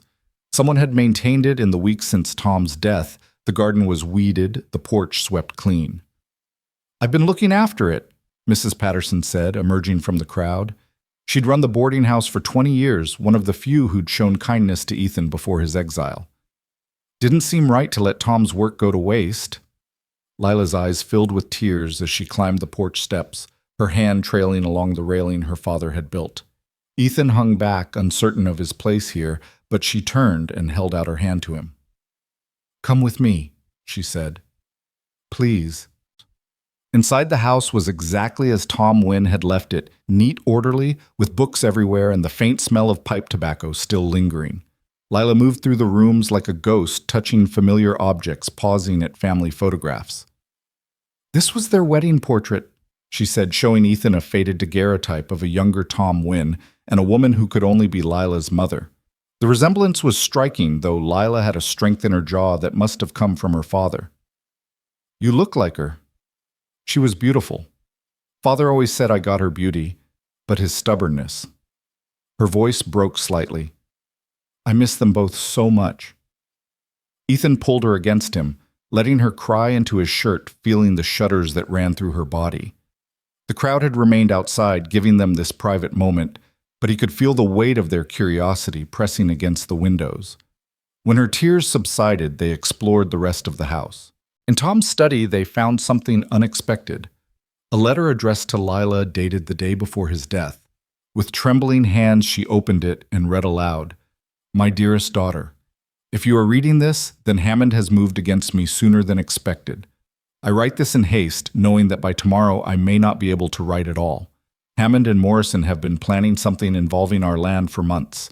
I've hidden documents in the old Bible that prove their corruption. Use them if you can. But more importantly, know this: you are stronger than you believe, braver than you know. Don't let them break you, my dear one. Your mother's spirit lives in you, and it will see you through whatever comes. Trust your heart even when the world tells you not to. All my love, Father. He knew, Lila whispered.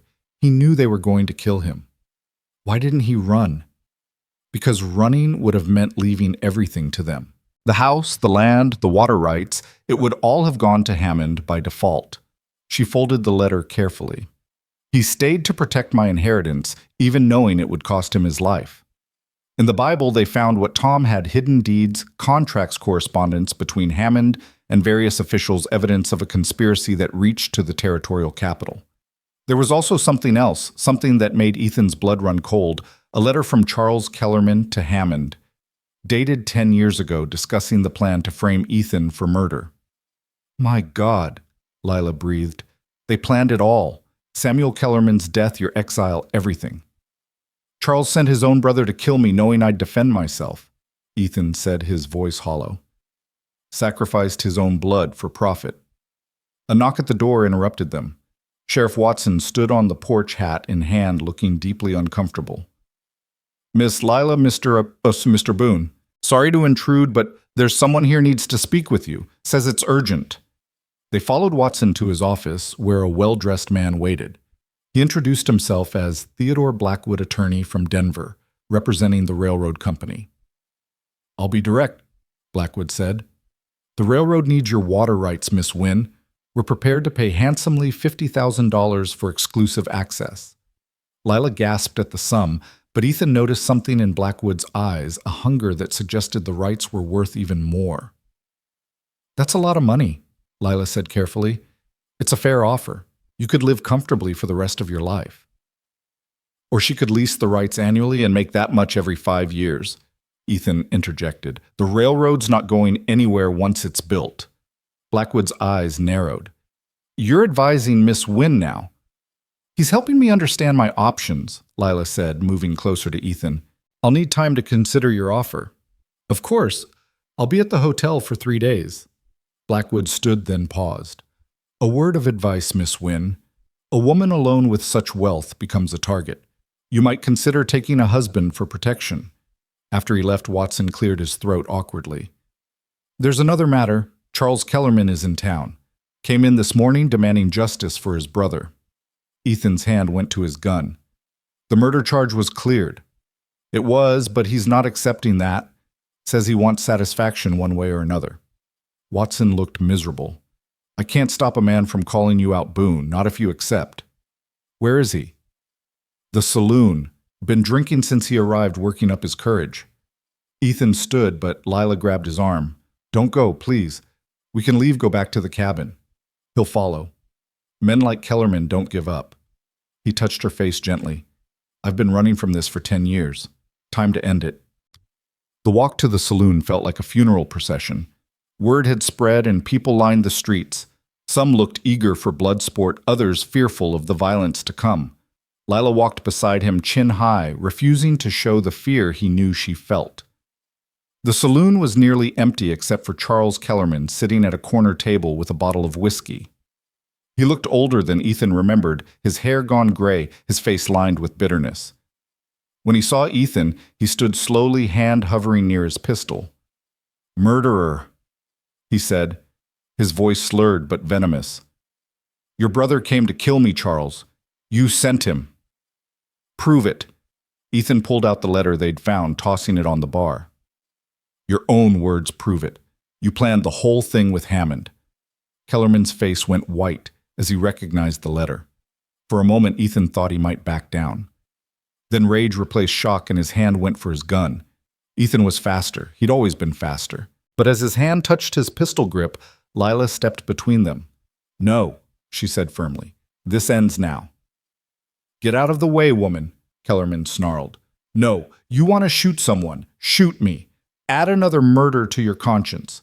She stood straight facing him without flinching. Your brother is dead because you sent him to kill. Mr. Boone is innocent of murder, and you know it.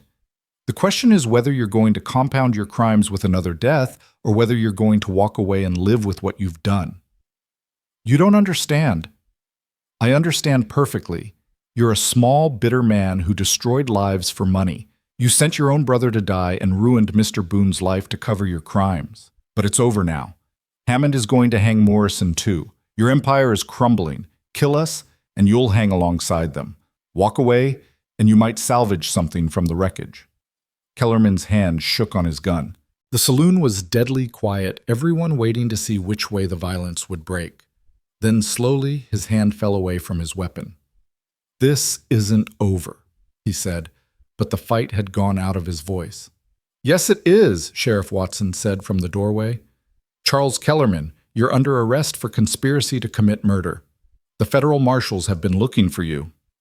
As Watson led Kellerman away in irons, the saloon erupted in whispers. Lila turned to Ethan, her whole body shaking now that the danger had passed. "You stepped between us," he said, wonder and anger warring in his voice. "You could have been killed." "So could you, and I've lost enough people I care about." She took his face in her hands, forcing him to meet her eyes. "No more killing Ethan. We've had enough of death." He kissed her there in the saloon in front of everyone, not caring about propriety or scandal. When they parted, the crowd was silent. Then someone, Mrs. Patterson, started clapping. Others joined in, and soon the saloon rang with applause that seemed to be for more than just their embrace. It was approval acceptance, perhaps even forgiveness for the town's past sins. Over the next days, they settled Tom Wynn's affairs. Lila negotiated with the railroad, eventually agreeing to a lease that would provide steady income while maintaining ownership of the water rights. She also established a fund for the families Hammond had destroyed, using part of the compensation settlement to help those who'd lost farms and businesses to his predatory practices. But even as she handled business with remarkable acumen, Ethan could see her struggling with the weight of sudden wealth and responsibility. At night in the boarding house, where they'd taken separate rooms to maintain propriety, he'd hear her pacing, unable to sleep. On the third night, she knocked on his door. "I can't do this," she said when he let her in. "Everyone looks at me differently now. They see money, not me. Even the ones who mean well treat me like I'm made of glass." "What do you want to do?" She moved to the window, looking up at the mountains visible in the moonlight. "I want to go home. To the cabin. Is that crazy?" "The cabin's not a home, it's just a shelter." "It was home when we were there together." She turned to face him. "Everything down here feels false, like playing a role in a play I don't understand. Up there, I knew who I was." "You're romanticizing it. Winter in those mountains is brutal. No comfort, no society, no pretense," she interrupted. "No one watching every move, judging every decision. Just us and the mountains and whatever we build together." "Lila, you're asking to give up everything. Your inheritance, your place in society." "I'm not giving it up. The least money will come whether I'm here or in the mountains. As for society," she laughed bitterly. "The same society that would have watched Morrison buy me like cattle, I don't need their approval." "What about a family, children?" "You can't raise children in that cabin." She was quiet for a moment, then moved closer to him.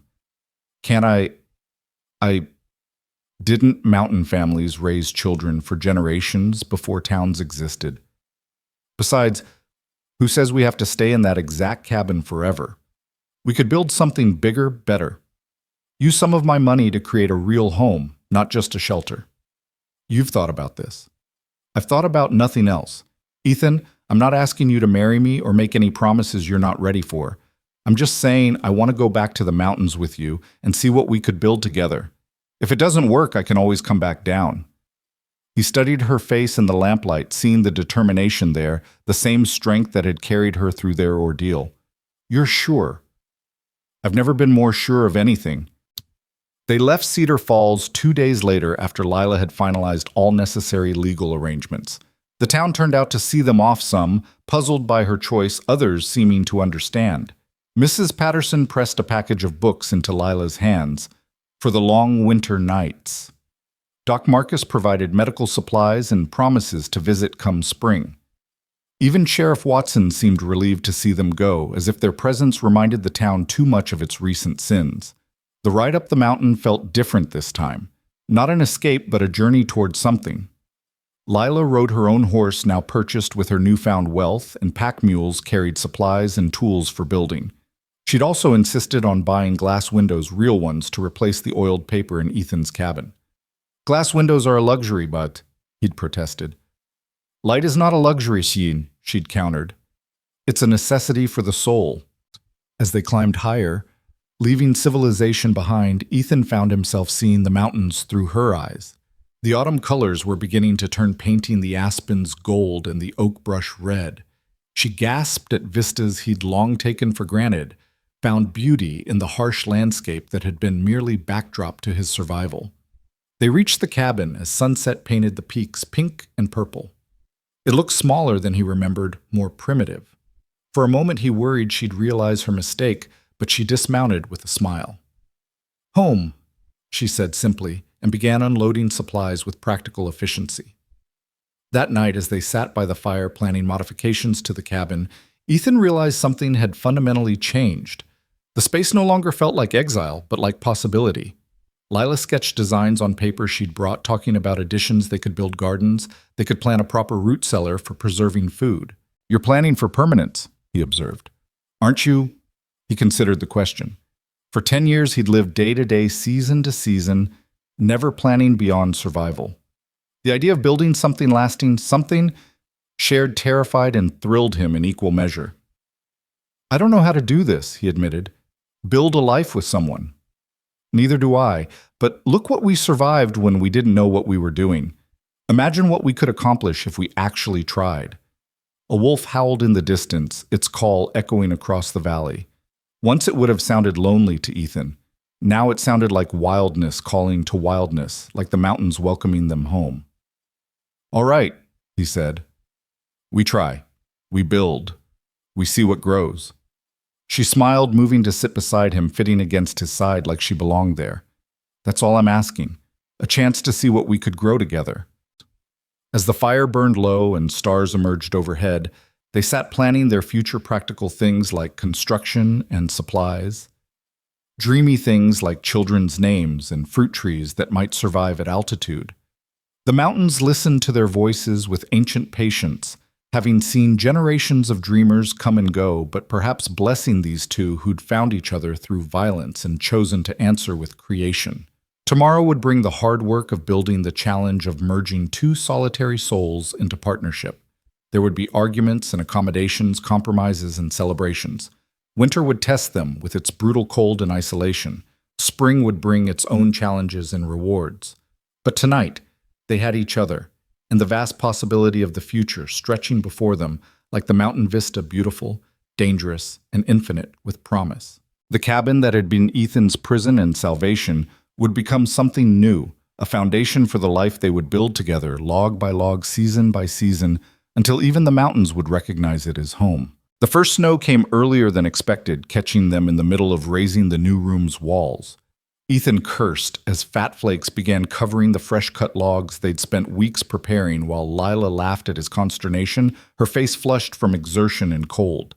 They'd been working since dawn, racing against the season to complete the addition before winter set in properly. It's just snow, Ethan, she said, brushing flakes from her hair. It won't hurt the wood. Snow means frozen ground. Frozen ground means we can't set the foundation proper for the rest. He squinted at the darkening sky. This is going to get worse before it gets better. She moved to stand beside him, surveying their work. In the 2 months since returning to the mountains, they'd accomplished more than Ethan had in his entire decade of exile. The cabin now had real glass windows that caught the morning light, a new iron stove Lila had ordered from Denver, and the beginnings of what would be a proper bedroom addition. We can finish the roof at least, she said. Keep the snow out of what we've built. They worked through the afternoon as the snow thickened, their movements synchronized from weeks of laboring together.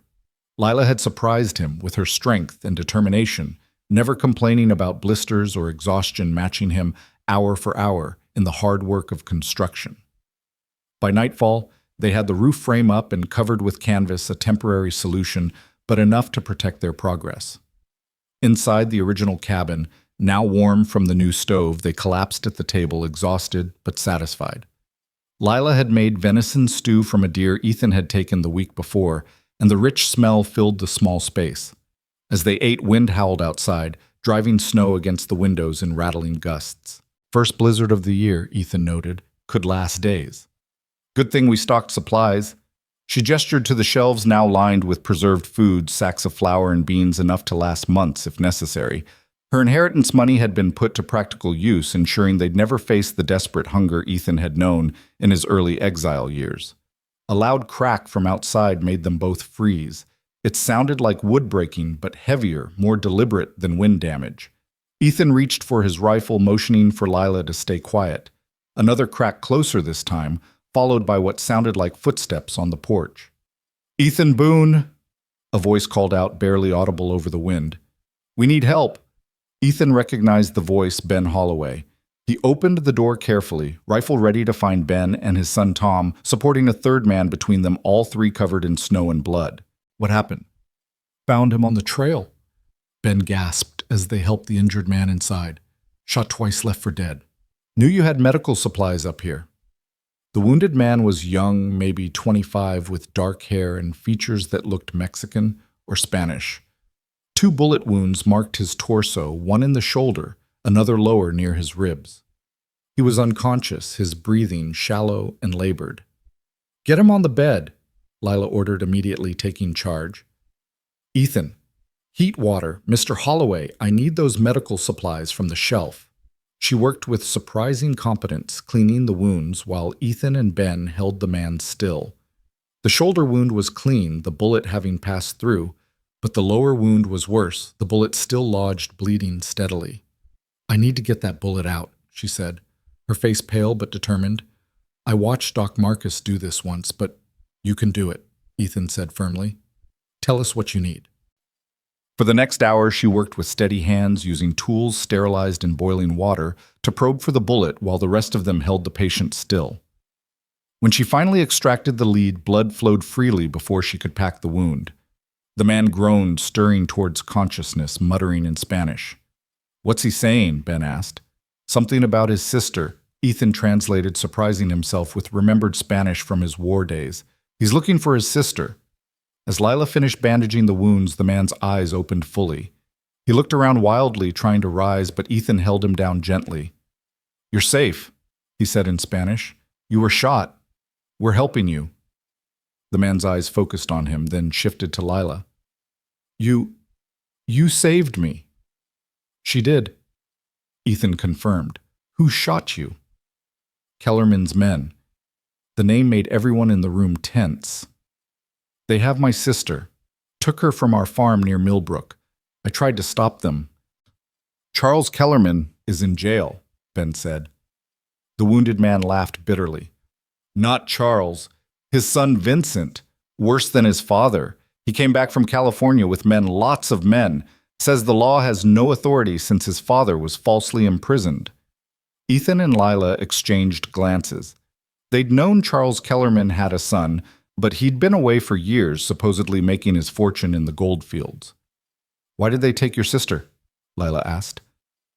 "She witnessed them killing a federal marshal, the one investigating the family's crimes.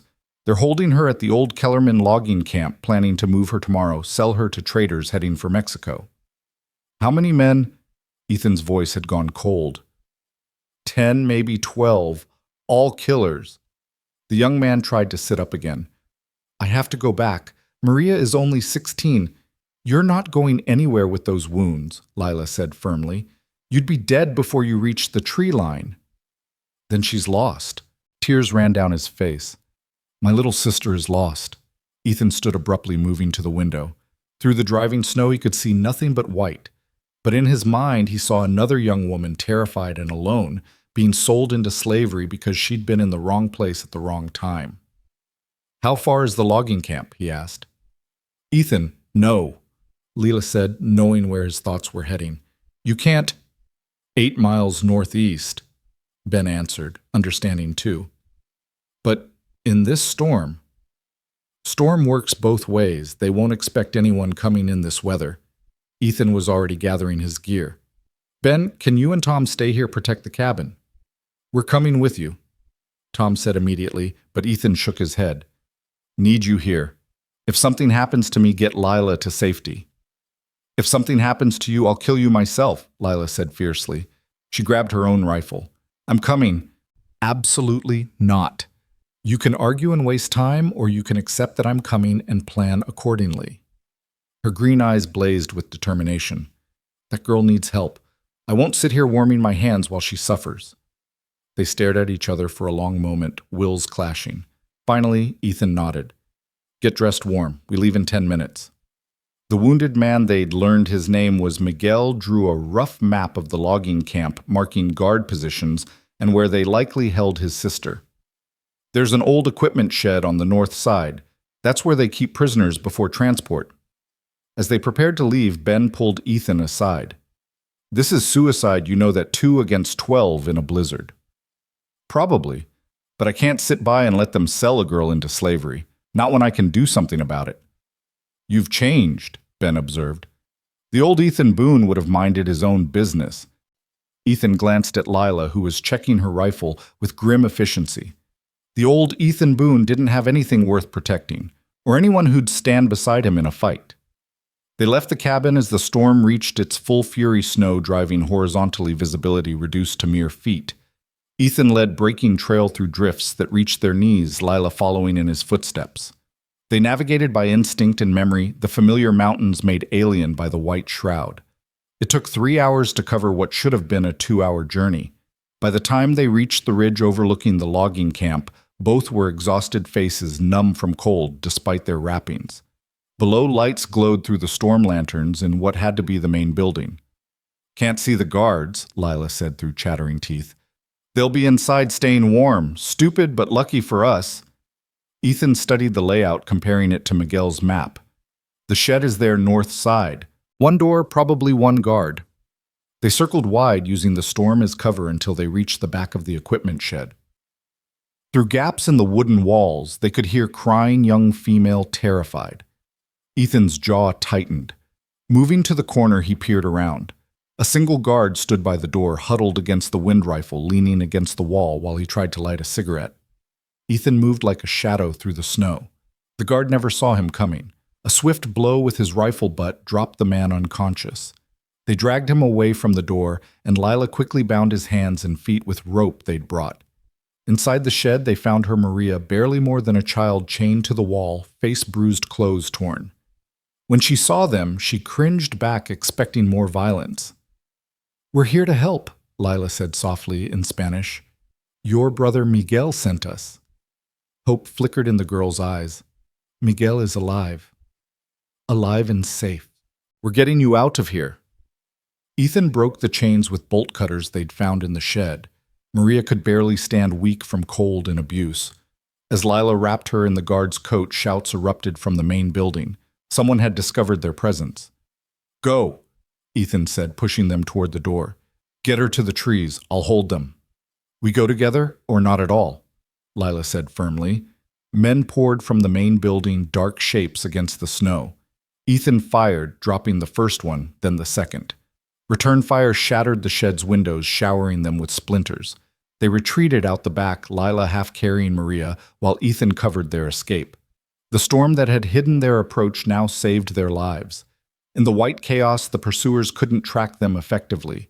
Gunfire cracked through the wind, but the shots were wild, blind. They ran, stumbled, fell, got up and ran again, the sounds of pursuit gradually fading behind them. Halfway back to the cabin, Maria collapsed completely. Ethan carried her the rest of the way, Lila leading, now finding their trail by pure instinct.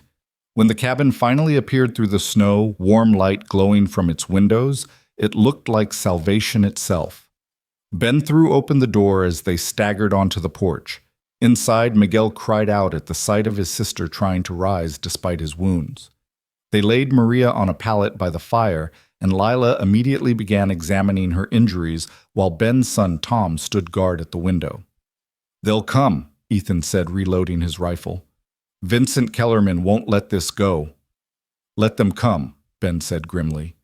"This cabin's built solid, and we've got clear fields of fire." But as the night wore on, no attack came. The storm continued its fury, making travel nearly impossible. By dawn, it had finally begun to break, revealing a world transformed by white.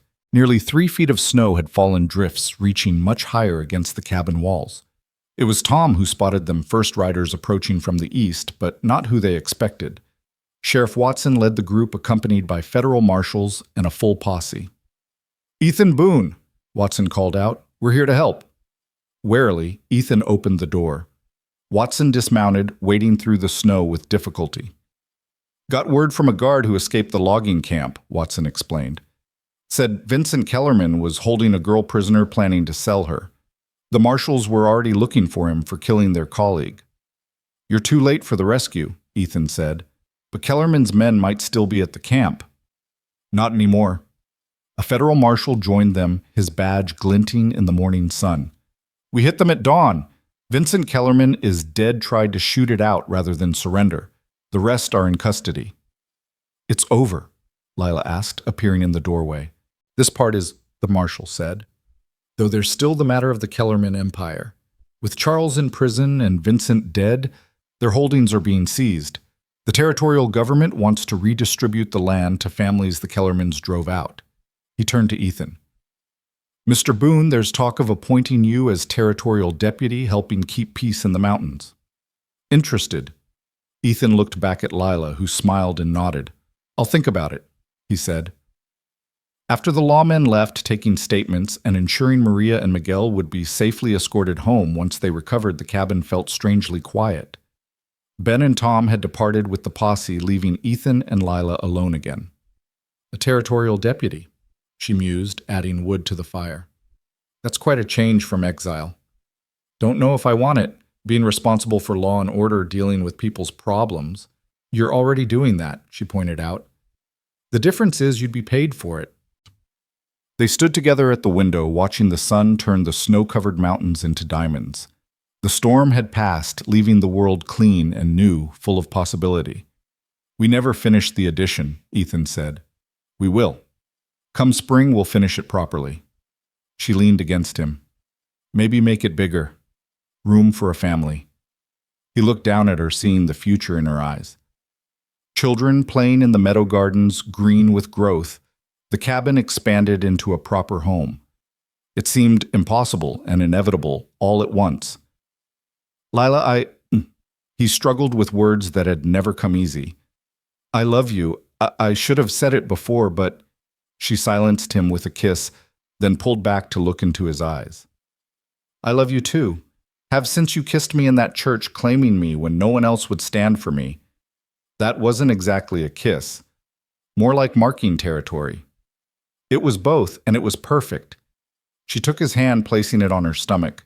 "Ethan, there's something else. I'm fairly certain, that is, I think I'm carrying our child." The words hit him like a physical blow.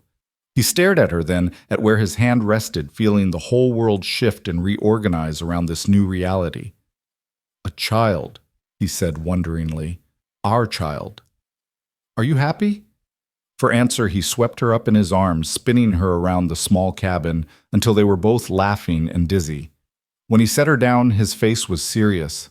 "Marry me," he said, "properly, legally, in front of witnesses. I want everyone to know you're my wife, that our children are legitimate, that we're a family." "Yes," she said simply. "Yes to all of it." That evening, as they sat planning their future, the territorial deputy position, he'd probably accept the expansion of the cabin, the trip to town for a proper wedding, Miguel woke fully for the first time. His sister slept peacefully beside him, her hand clutched in his. "You saved her," he said to them. "You risked everything for strangers." "No one's a stranger who needs help," Lila said. "That's what makes us human instead of animals. We choose to help even when it costs us." "How do I repay such a debt?" "You don't," Ethan said. "You pass it on. Someday someone else will need help. You give it freely as we did." Miguel nodded solemnly. "This I swear." As night fell over the mountains, the cabin glowed with warmth and light. 4 souls had found sanctuary here, but more than that, they'd found humanity in its best form. Courage in the face of evil, compassion for the suffering, and the bonds that form when people choose to stand together rather than alone. Outside, an owl called its voice, carrying across the frozen landscape. But inside there was laughter and planning, and the quiet joy of lives intertwining. The cabin that had once been a hermit shelter was becoming what Ethan had never dared imagine: a home where love could grow, where children would be born, where the future stretched out not in lonely years, but in shared seasons of challenge and triumph. Spring would come as it always did, melting the snow and revealing the earth ready for planting. The addition would be completed, rooms added for the family they were creating. The territorial deputy badge would bring new responsibilities, but also new purpose. And through it all, the mountains would stand witness to the greatest miracle of all: two broken souls who'd found wholeness in each other, creating something beautiful from the ashes of their past pain. But that was all to come.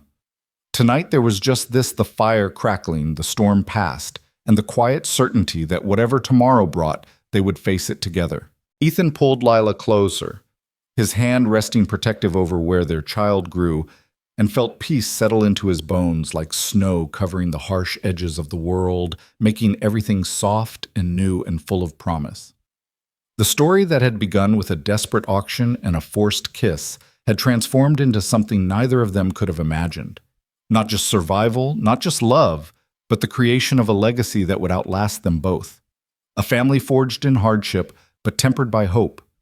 Proof that even in the wildest mountains, the human heart could build something worth defending. As sleep took them, the last log in the fire collapsed in a shower of sparks, sending shadows dancing on the walls like spirits of the past, giving way to the bright possibilities of tomorrow. And somewhere in the darkness, a wolf howled, not lonely anymore, but calling to its pack, announcing that all was well in its territory, that the night held no terrors that togetherness couldn't overcome. The spring sun warmed the expanded cabin's porch, where Lila sat in the rocking chair Ethan had carved during the long winter months, their son Jacob nursing contentedly at her breast. The child had his father's dark hair, but her green eyes a combination that made Ethan's chest tight with emotion every time he looked at them together. From inside came the sound of hammering. Miguel and his sister, Maria, had returned to help with the latest addition, a proper kitchen with a cast-iron stove that had taken 6 men to haul up the mountain. "Deputy Boone," a voice called from the trail. Ethan looked up from the fence he was repairing to see a rider approaching young Tom Holloway, now serving as his unofficial assistant in keeping peace throughout the mountain territories. "What brings you up here, Tom?" "Got word from town. The railroad ceremony is next week. They're specifically requesting your presence, you and Mrs. Boone both. Governor's coming from Denver."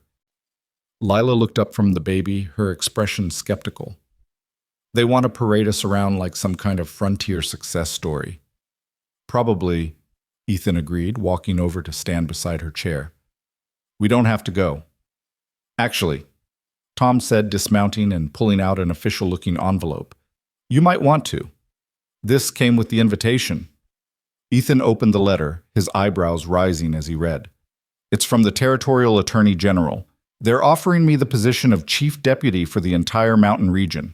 Full authority, proper salary, and—" he paused, looking at Lila. "Funding to build a proper ranger station here, make this area an official outpost of law enforcement." "Here," Lila asked. "On our land, adjacent to it. They want to establish a permanent presence in these mountains, and they figure we're already here, already doing the work." He handed her the letter. "It's a real position, Lila. Not just informal peacekeeping, but actual authority to make a difference." She read through it carefully while Jacob finished nursing her free hand, absently stroking the baby's downy hair. It would mean more people coming through, more danger potentially. Also more help when we need it, and a school eventually. It says here they'd fund a teacher if we could guarantee at least 6 students. Maria had come out onto the porch, drawn by the conversation. At 16, she'd blossomed in the years since her rescue, the trauma fading, though never forgotten. She'd taken to helping Lila with the baby and the garden, finding peace in the simple routines of mountain life. "A school?" she asked eagerly. "A real school." "Would you want to attend?" Lila asked, smiling at the girl's enthusiasm. "I want to be the teacher," Maria said firmly. "Miguel taught me to read and write in Spanish and English both. I could teach the little ones while I learn more myself." Ethan and Lila exchanged glances. In the past year, 3 other families had established homesteads within a day's ride of their cabin, drawn by the promise of protection and fair dealing that Ethan's presence provided. The Garrett family had 4 children. The Stones had 2, and just last month the Washingtons had arrived from Kansas with 3 young ones. more than enough for a school. "We'll go to the ceremony," Ethan decided. "Accept the position properly, but on our terms." The trip down to Cedar Falls a week later was vastly different from any of their previous descents. They rode in a proper wagon, now Jacob secure in a basket beside Lila Miguel driving while Maria rode alongside on her own horse. The trail had been improved over the winter, widened and graded to accommodate increasing traffic to the mountain settlements. The town itself had transformed. The railroad had brought prosperity and problems in equal measure. New buildings lined the streets, including a proper hotel, a newspaper office, and even a small theater. But there were also saloons, gambling halls, and the kind of transient troublemakers that followed railroad construction. They were met at the town limits by Sheriff Watson and a delegation of citizens including Mrs. Patterson and Doc Marcus. The old woman embraced Lila carefully, mindful of the baby. "Look at you," she said, tears in her eyes. "A proper family. Tom would be so proud." The ceremony itself was held at the new railroad depot, a grand building of red brick and iron that seemed impossibly modern against the frontier backdrop. Governor Evans gave a speech about progress and civilization, about how the railroad would bring prosperity to all. But when he called Ethan forward to officially accept his position, it was Lila who stole the show. She stood beside her husband Jacob in her arms, and when the governor finished his prepared remarks about law and order, she spoke up. "Progress isn't just about rails and commerce," she said, her clear voice carrying across the crowd.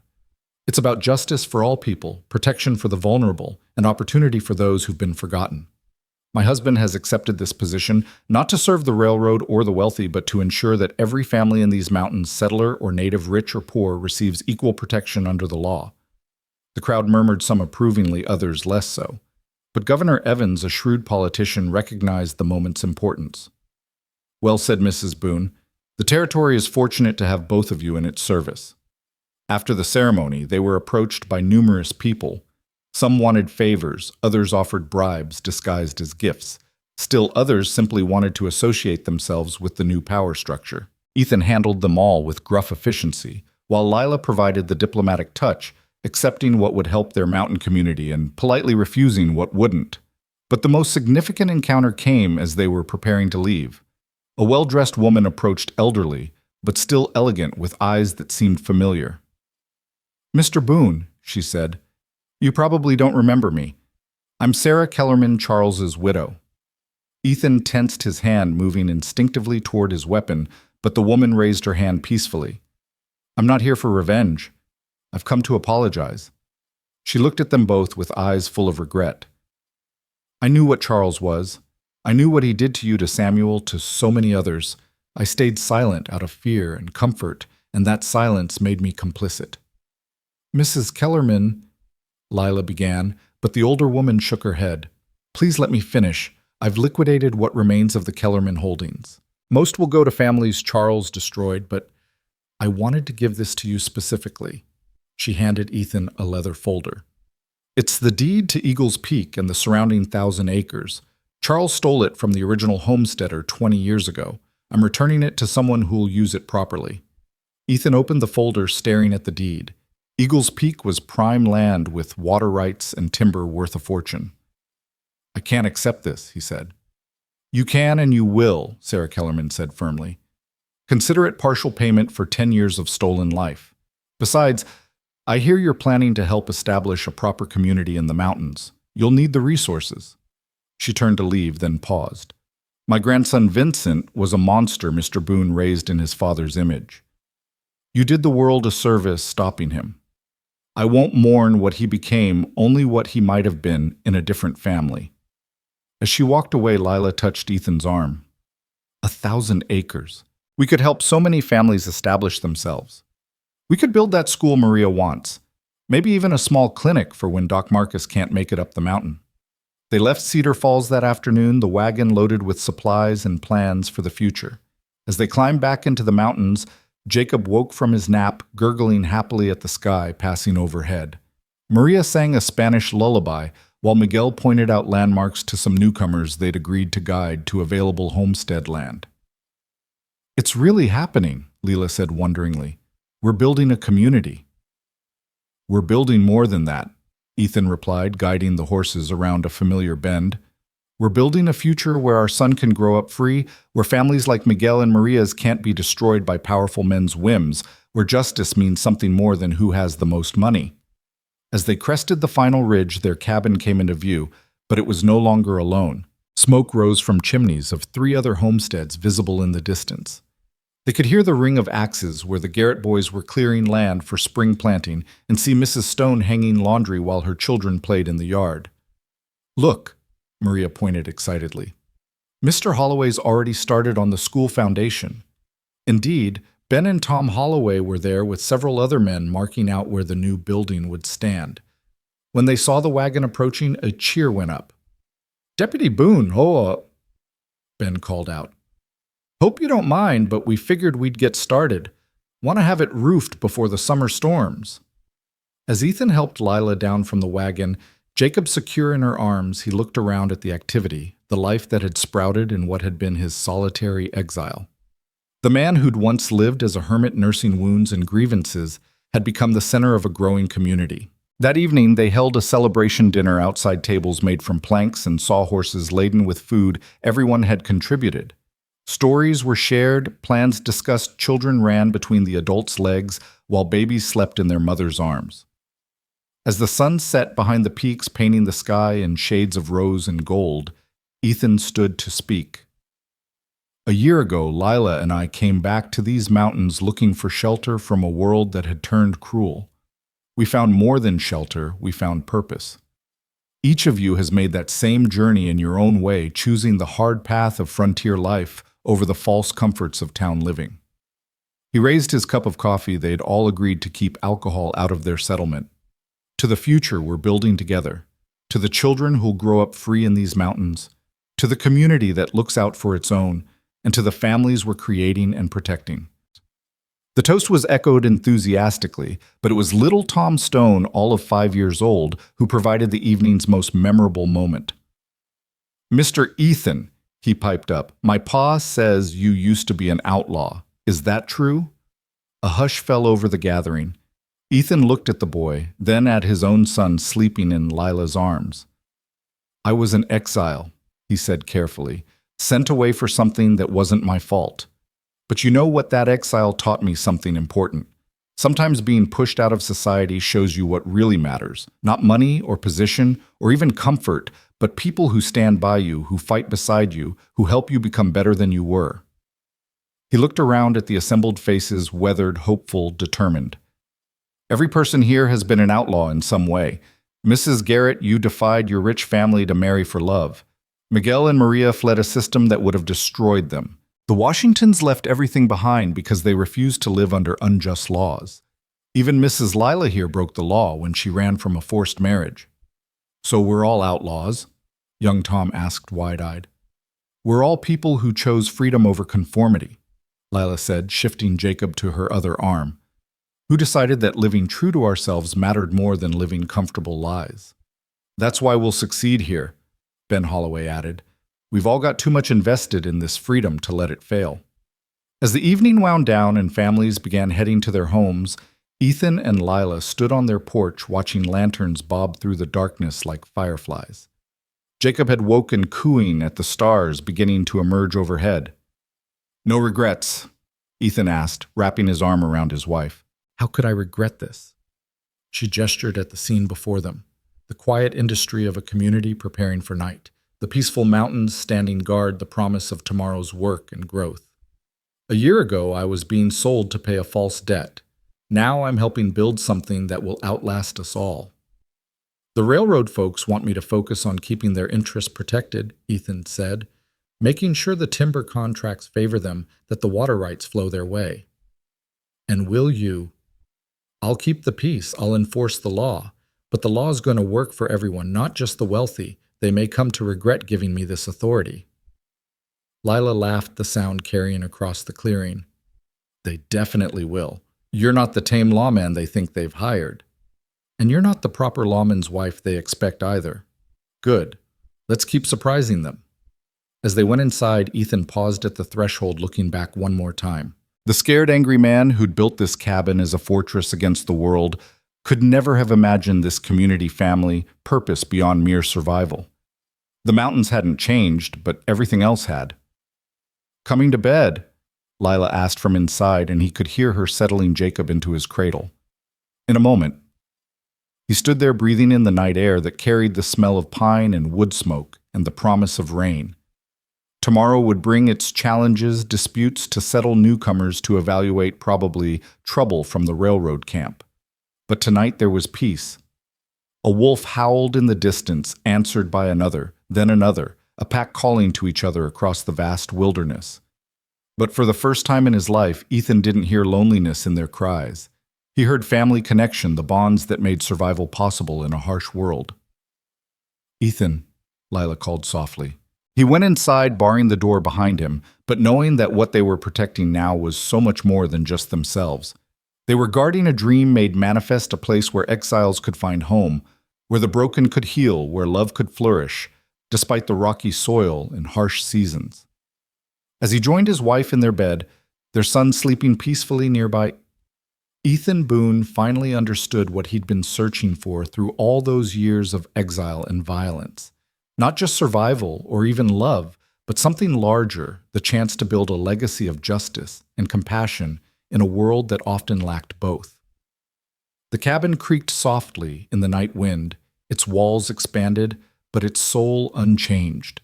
It remained a shelter, but now it sheltered more than just two people. It sheltered hope itself, and in the harsh mountains of the frontier, hope was the most precious commodity of all. Tomorrow would come with its duties and challenges. But tonight, in this moment, everything was perfect. The family sleeping safe, the community growing strong, and the future stretching ahead like an unbroken trail ready for their footsteps to mark the way.